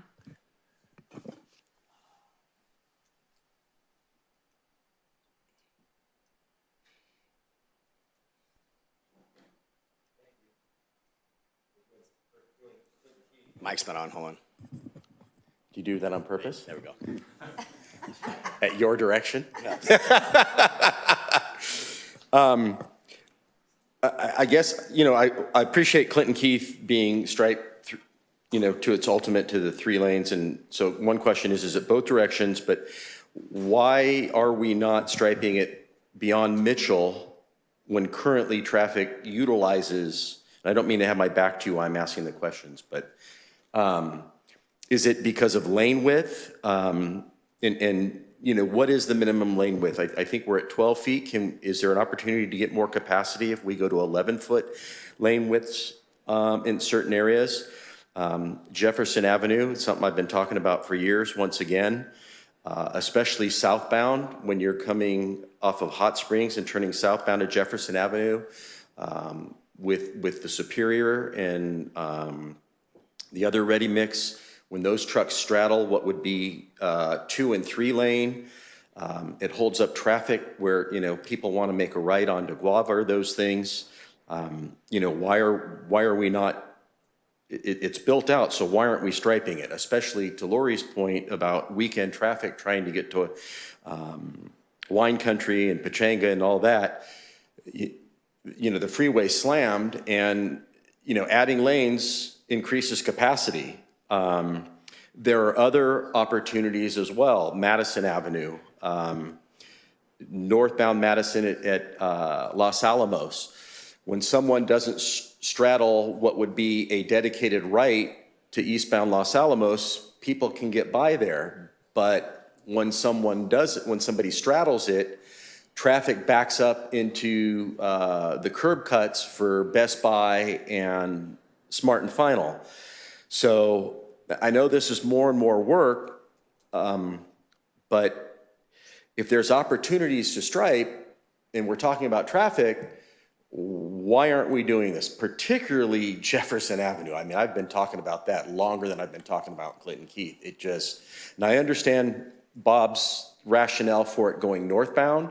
Some point it's going to choke, but I think that what we did from Guava to Hot Springs demonstrates the benefit to that. So those are kind of the questions that I'm looking to answer. Is there opportunity to go to a minimum lane width other than ideal, which I believe is 11 feet? Why aren't we doing Jefferson Avenue? And are there other areas that maybe take time to study to where we can get some dedicated rights to alleviate some of this traffic on our northbound, southbound thoroughfares during AM and PM peak? So thank you. Thank you. But again, great job. I appreciate Clinton Keith very much. I got to believe it's going to alleviate a lot of the AM peak traffic now that school is going on. So thank you, guys. Thank you. Thank you. Mr. Mailing, if you can maybe opine on some of those questions, especially the Jefferson. Yeah, I'm going to pass it on to Brian Stevenson, but currently we already utilize an 11-foot through lane. That's our requirement from our standards. We've gone from 12 feet down to 11 way back when we passed our circulation elements back in for arterial streets like Jefferson. They're already at 11-foot lane widths. Wow. The majority of the other questions about Madison Avenue, why is there not a dedicated right turn lane? Why is it back up when you're going north past Best Buy? We have to provide a bicycle lane. If you want to get rid of a bicycle lane in turn to try to allow a right turn lane, the bicycle people come after us and there's an accident there, we're liable.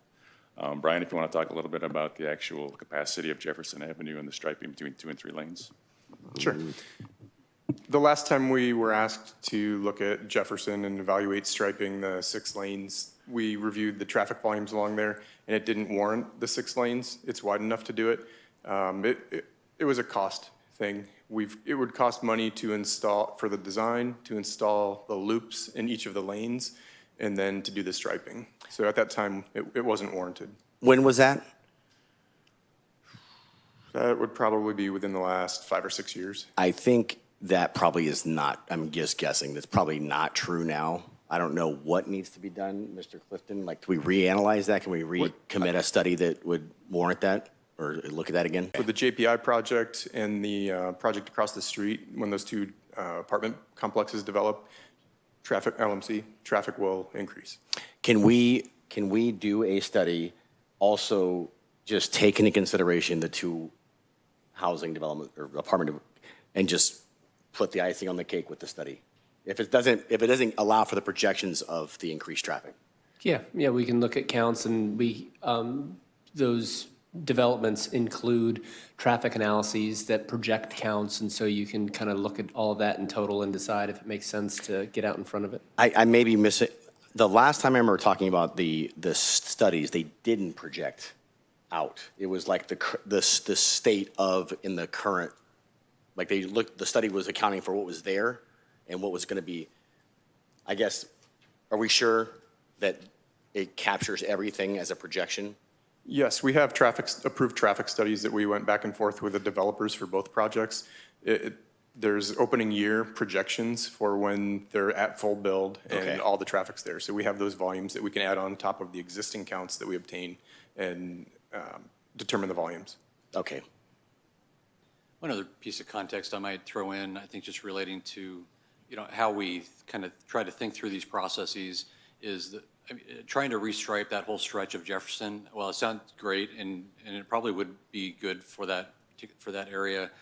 You're probably looking at $200,000 worth of striping and loops that would have to be done and improved in that area. And that funding can be used at doing other roads in town, either through our slurry seal program or for additional asphalt overlay. We're already stretched pretty thin on our pavement restoration program. And so what we typically prefer to do is try to wait till the next time Jefferson Avenue needs to be overlaid. Trying to think when we last overlaid this section of Jefferson Avenue, it probably would have been around 2012. Oh, wow. So I guess I won't belabor the point, but just I think, to Mr. Klein's point, I think what was true then is certainly not true now with regards to population and the congestion on Jefferson. Jefferson is definitely a very heavily used road for sure now. I travel every day. But I'm just putting it out there as a request. I think it does make a lot of sense. And yeah, I know we're trying to be very conservative on what we spend money on. Traffic is one of those things that I think we probably would have to spend money on at this point to kind of alleviate some headaches in the community. There is a public comment. Is it on this agenda item? Yes, we're still on public comments. Still on. Yeah, so I have Yama Nawabi. Please unmute yourself. Hello, this Teams thing is great. Thank you all for implementing this. Just in regards to the Clinton Keith restriping, that area that's next to Vista Murrieta, I just wanted to request that we look at how to safely allow children to get to and from school in that area in the bike lanes. As we all know, there's been a huge influx of e-bikes and unfortunately e-motos, but yeah, I think these kinds of things are important to reduce the overall amount of car traffic and to allow parents to feel safe about their kids biking to school. That's all for me. Thank you. Thank you. That concludes public comments, Mr. Mayor. Okay. Councilwoman DeForest, did you have a comment?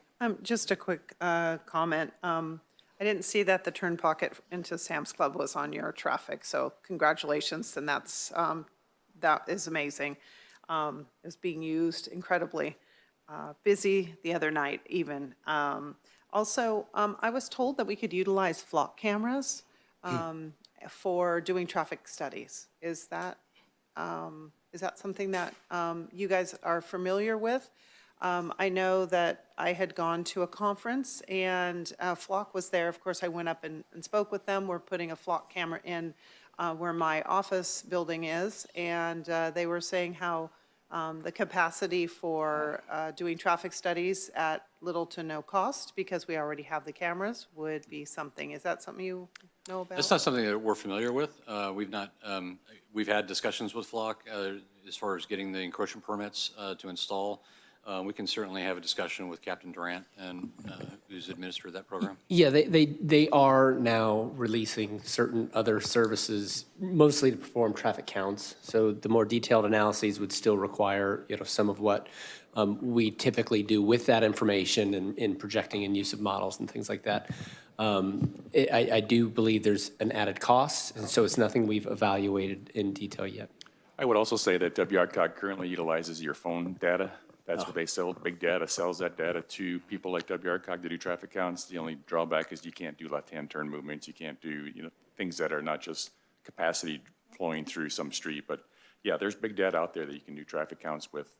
Everyone's got a phone in their pocket and everyone's being tracked with it. You mean it's not private? Yeah. Negative. And okay, thank you you. guys for. I'm sorry, Yes. can I just like to add to Yes. that? With our adaptive project, when the new controllers are installed, we're adding a bunch of new loops. We'll be able to perform counts at those 110 or 111 signals for all approaches all day long. Nice. We won't know turning Wonderful. movements, but we'll know the approach volumes to each of those intersections. That'll be Awesome. fantastic. Thank you for all your hard work. Appreciate you. Cool. Councilwoman Warren. Last question. I've noticed that the reflective paint that we've been using on our roads is deteriorating quicker and fading quicker. I'm especially looking at the off-ramp from the Murrieta Hot Springs onto, from the 15, making a left-hand turn where there is the broken line. You can hardly see that, and with winter coming up, you cannot see it at night at all, and the rain's coming.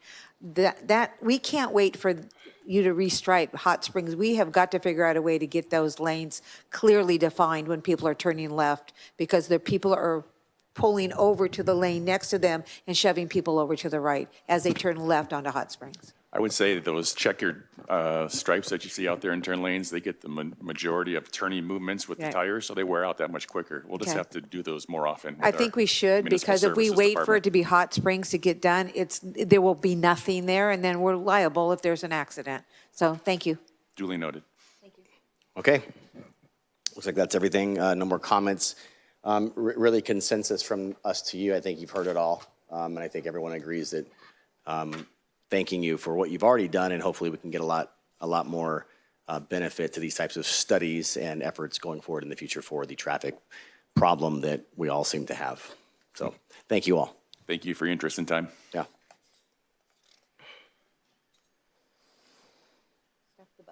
Okay, next up, two left.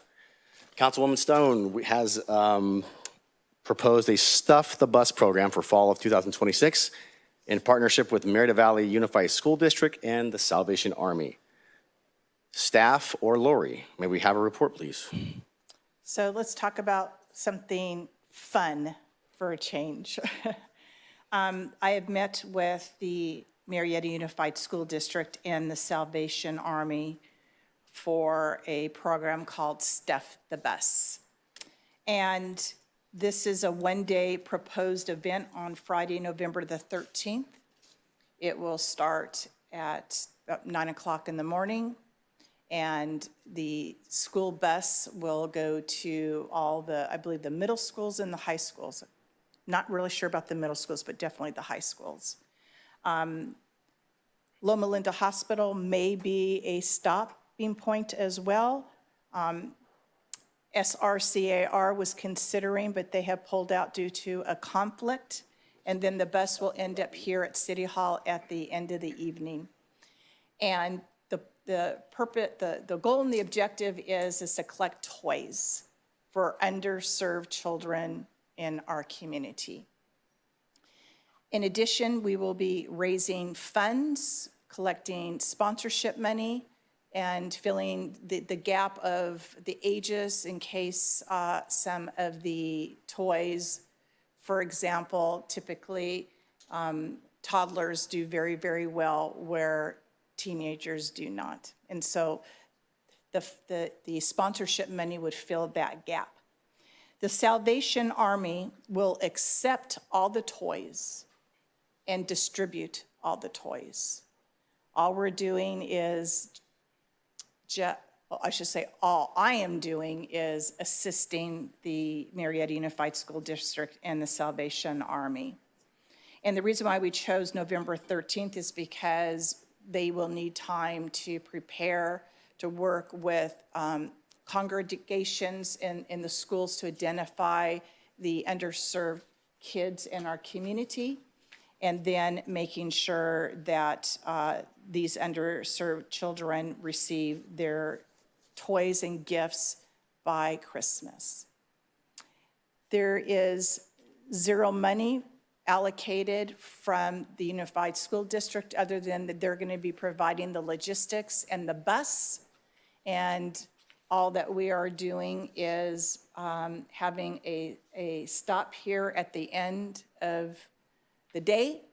And then from here, the toys will be delivered to a off-site planned space for Salvation Army, because besides our program, they're also doing their toy drive as well. So they're looking for a huge space for that. And that's it. That's easy. Any questions, Council? I have a question. Councilman DeForest? There's no staff involved and no money from the city? There's no money from the city, and the only staff is Hilder was kind enough to design the sponsorship opportunity flyer, and she will also design the flyer that will go out to the community about the proposed event. Okay, thank you. Okay, that's questions, comments. I have one comment. I'm supporting this as long as you're not driving the bus. Actually. I think we have consensus. No. No, it's a great idea. Yeah, I know. The Salvation Army is one of those organizations that just always does amazing things, and happy to be part of it. And I'm glad we can be part of it. And I'm glad the school district's also participating at the cost of $0. So comments, direction. Yeah, I support it. Do we need consensus on support? So is this an action item or just a receive and file?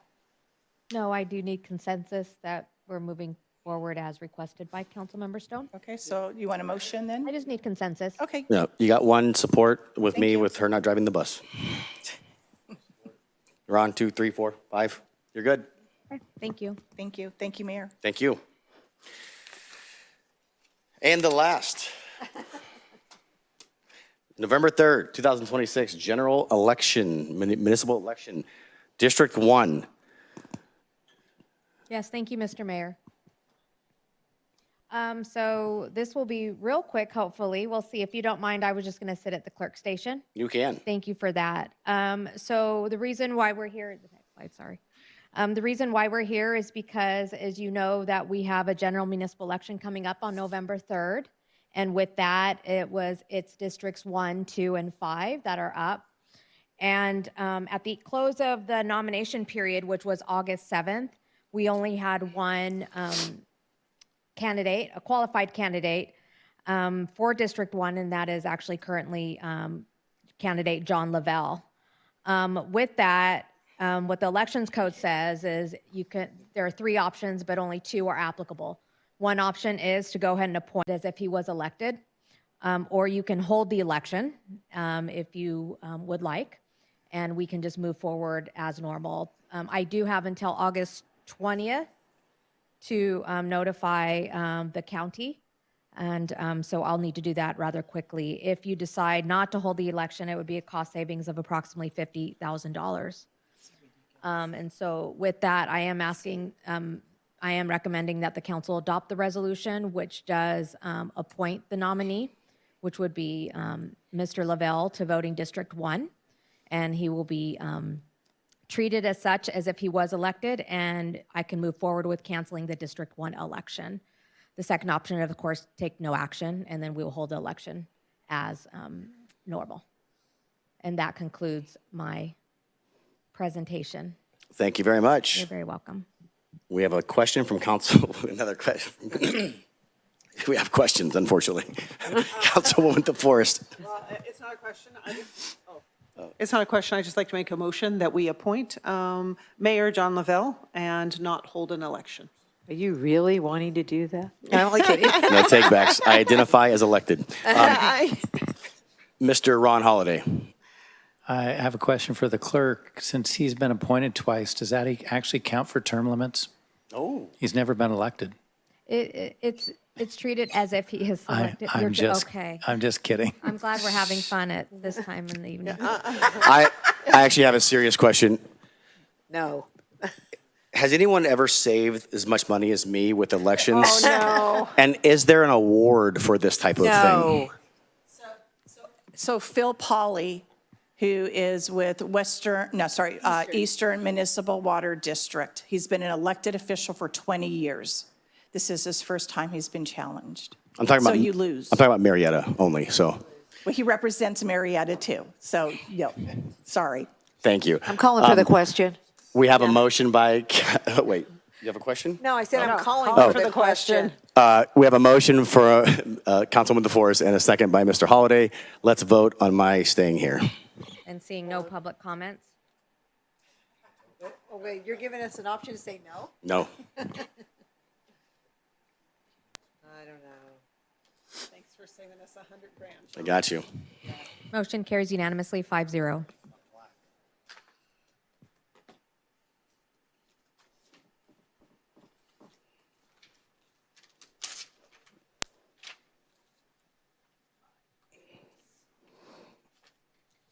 Next up, looks like a final track map notification. Yes, thank you, Mr. Mayor. Notice is hereby given of review, and it will be displayed shortly, and approval final map application for track map 39271.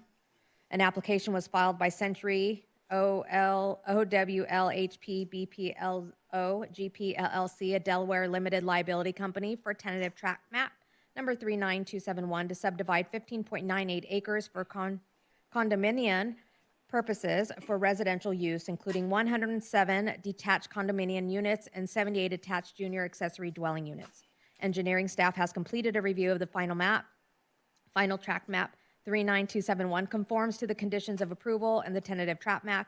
All dedications and mitigation required in the conditions of approval have been offered and secured. And that concludes the notification, Mr. Mayor. Thank you very much. Reconsideration. You're going to take these next two? Yes, Mr. Mayor, any council member who voted on the prevailing side of the original motion may move a reconsideration to consider new information or correct inadvertent errors on a non-public hearing item at the same or the next meeting. At this time, are there any requests from City Council for reconsideration? Seeing none, Mr. Mayor, is that appropriate? Yes, yes. Okay, council member requests to add or withdraw items to future agendas. Now is the time for council member requests to add or withdraw items to future agendas. There will be no discussion on the request. A brief explanation of the request may be given. The merit of the items being requested may not be discussed or debated. Are there any requests from council? Have a few. Councilwoman DeForest. Thank you, Mayor, and reelected. Thank you. I'd like to look at a change at our schedule for these meetings.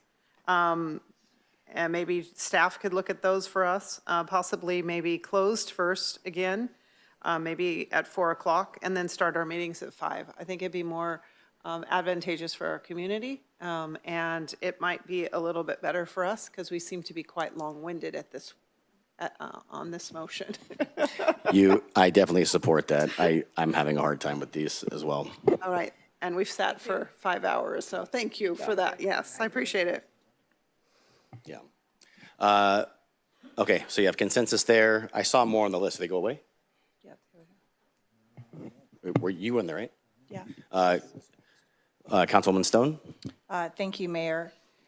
In preparation for the consent item number 10, because I was not at the April 7th meeting with regards to the ad hoc committee meeting, there was some comments that were made that I need to address. And I would like 5 minutes at our next meeting to address some of the statements that were made. Is that done You want me here? to say specifically what it was? No, I just don't know if here's the right. I'm going to lean on Madam City Attorney. This is request items for future agendas. If we want to do the request for 5 minutes, that's the time. Otherwise, under the, the GBR section, the council member could use their time for comments. Okay. If needed, I'll give some of my time too, if that's needed. Okay, Hopefully it's not so needed, but- GBR's next month, I'm allowed to make a statement. Yes, ma'am. Thank you. Thank you, Mr. Mayor Yep. and council. Council or Mayor Pro Tem Holliday. Thank you. Following up on the stop sign thing, thanks to Councilmember Warren, she made a suggestion that maybe that issue be agendized for the Traffic Commission, at least to get the residents here, they can have their say, Traffic Commission can get information from staff to review all what's been done and what can be done for those areas, maybe even have the school district as part of that, invite them to come to that Traffic Commission meeting. I don't know, what are your thoughts, Mr. Mayor or Mr. Manager? There's history there, so I just want to put that out there, lots of history. Oh, yeah. But you go ahead, Justin. I first want to make sure I understand the request, and that is to address some of what we heard public comment on tonight regarding stop signs, or sorry, no parking signs, and to schedule that for a traffic commission meeting, or? Start there first, invite the school district to attend that, let the residents have their say in front of both entities that can affect change.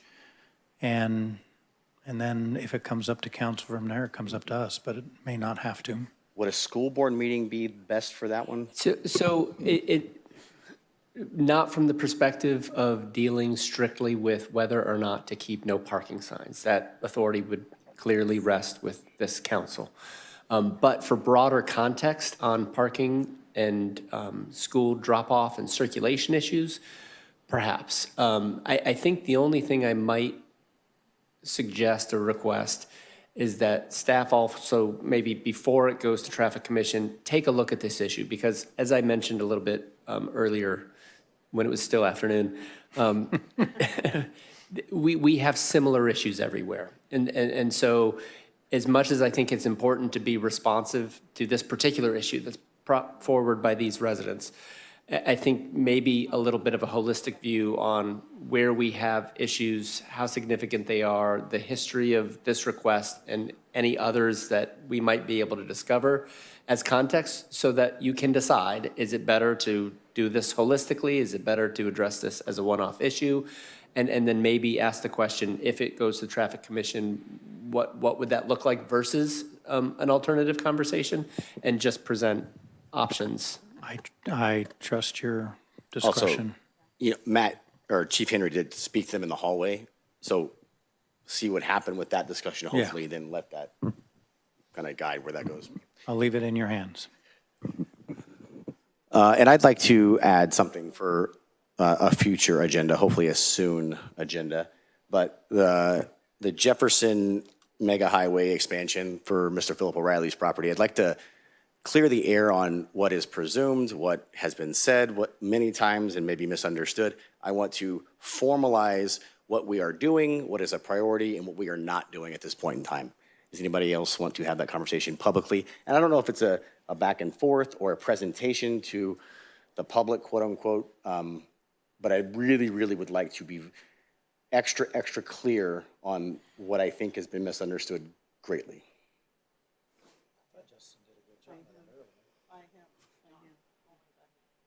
Yes. Yeah, and maybe I just putting it out there now, if I agree Justin did a great job. If Justin's great job quells the movement or he satisfied the misunderstanding, I'm happy to let this sunset, but I really would like to have this option to present something if needed.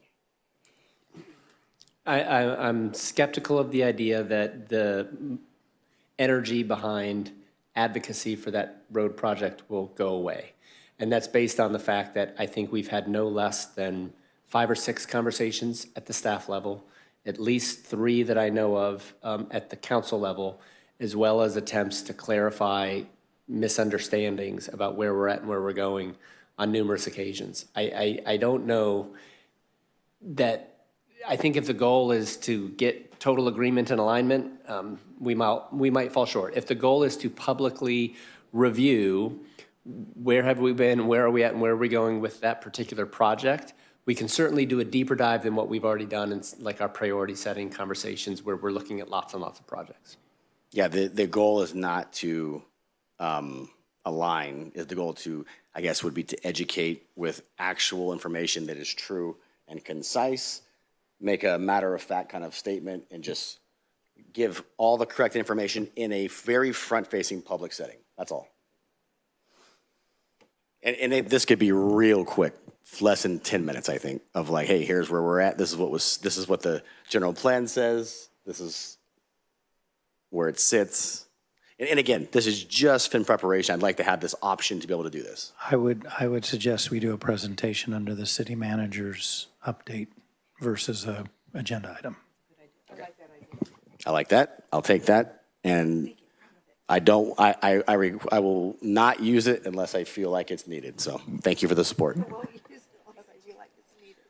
Do you actually feel better getting it off your chest? I mean, time will tell. Okay. So, thank you. And I think that's it. We are public comments for non-agendized closed session items. Thank you, Mr. Mayor. Mr. Casson Klein. Okay. No, it's actually. Non-agendized, It's non-agenda, agendized, or closed session. free for all. 2003, when the Ranchos requested the no parking signs. Ron, I know you were here. I don't know if you were actively attending or consistently attending, and you may want to check with Kelly. But I would be very cautious with you guys opening that up and would suggest that maybe you have Justin bring that back as a presentation as well. Because it was the residents that asked for the no parking signs because the school district had put a bunch of modulars in the parking lot where the kids parked and took away parking spaces and people were parking. And the city went to the expense of closing off Hayes at Nighthawk. There's two solutions, in my opinion, one temporary and one permanent. And one of them I had mentioned way back when. The temporary would be if you want a civil war, to stoke the civil war over there that we got a piece of today, is we can put black plastic bags over the no parking and do a pilot program and let the kids start parking over there again and see what residents come out. Or we could suggest to those residents that it become a private gated community, which would require them to accept the responsibility for the roads and gate it, and then they could have their own. But this is kind of out of the ordinary for me to speak on this, but I would be very cautious opening that up, especially for two of you between now and November, and I'll leave it at that. Thank you, Mr. Klein. That concludes public comments. Thank you. Madam City Clerk, would you go over the closed session items, please? Thank you, Mr. Mayor. The City Council will go into closed session. Will conduct closed session pursuant to Government Code Section 54956.9 D2 and D3 because there is significant exposure to litigation in one case. Council will also conduct closed session pursuant to Government Code Section 54956.9 D2 because there is significant exposure to litigation in one case. Okay, we're now recessed to closed session. We will be back, hopefully soon.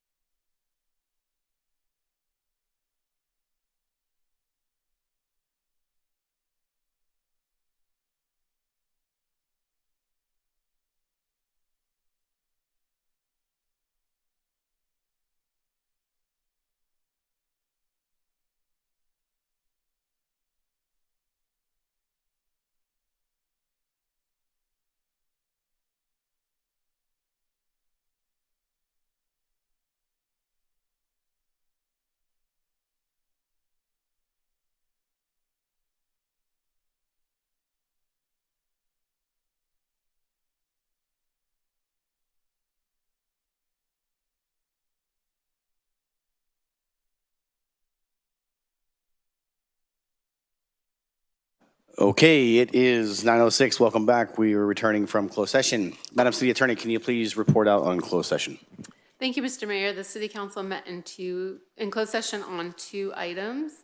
The first was to confer regarding anticipated litigation pursuant to Government Code Sections 549, 56.9, D2, and D3. The City Council was updated and asked questions and provided direction to staff, no reportable action. The second item was also anticipated litigation. This one was pursuant to Government Code Section 549, 56.9, D2, significant exposure to litigation in one case. Again, the council was updated, provided direction, and asked questions, no reportable action. Thank you. Thank you. Before we adjourn tonight, I just want to put something up on the screen, Crystal, if we have it. I can't see it. Oh. My neighbor, the longtime legacy man of Murrieta, passed away, Mr. Dan Hollinsworth. So I'd like to take a quick moment of silence, and this is the funeral information if anybody would like to attend. If you know anything about Murrieta's history, this man did so much here. And he will greatly be missed, but I'm eternally, and I'm sure we all will be eternally appreciative for the mark he left here in the city. So quick moment of silence.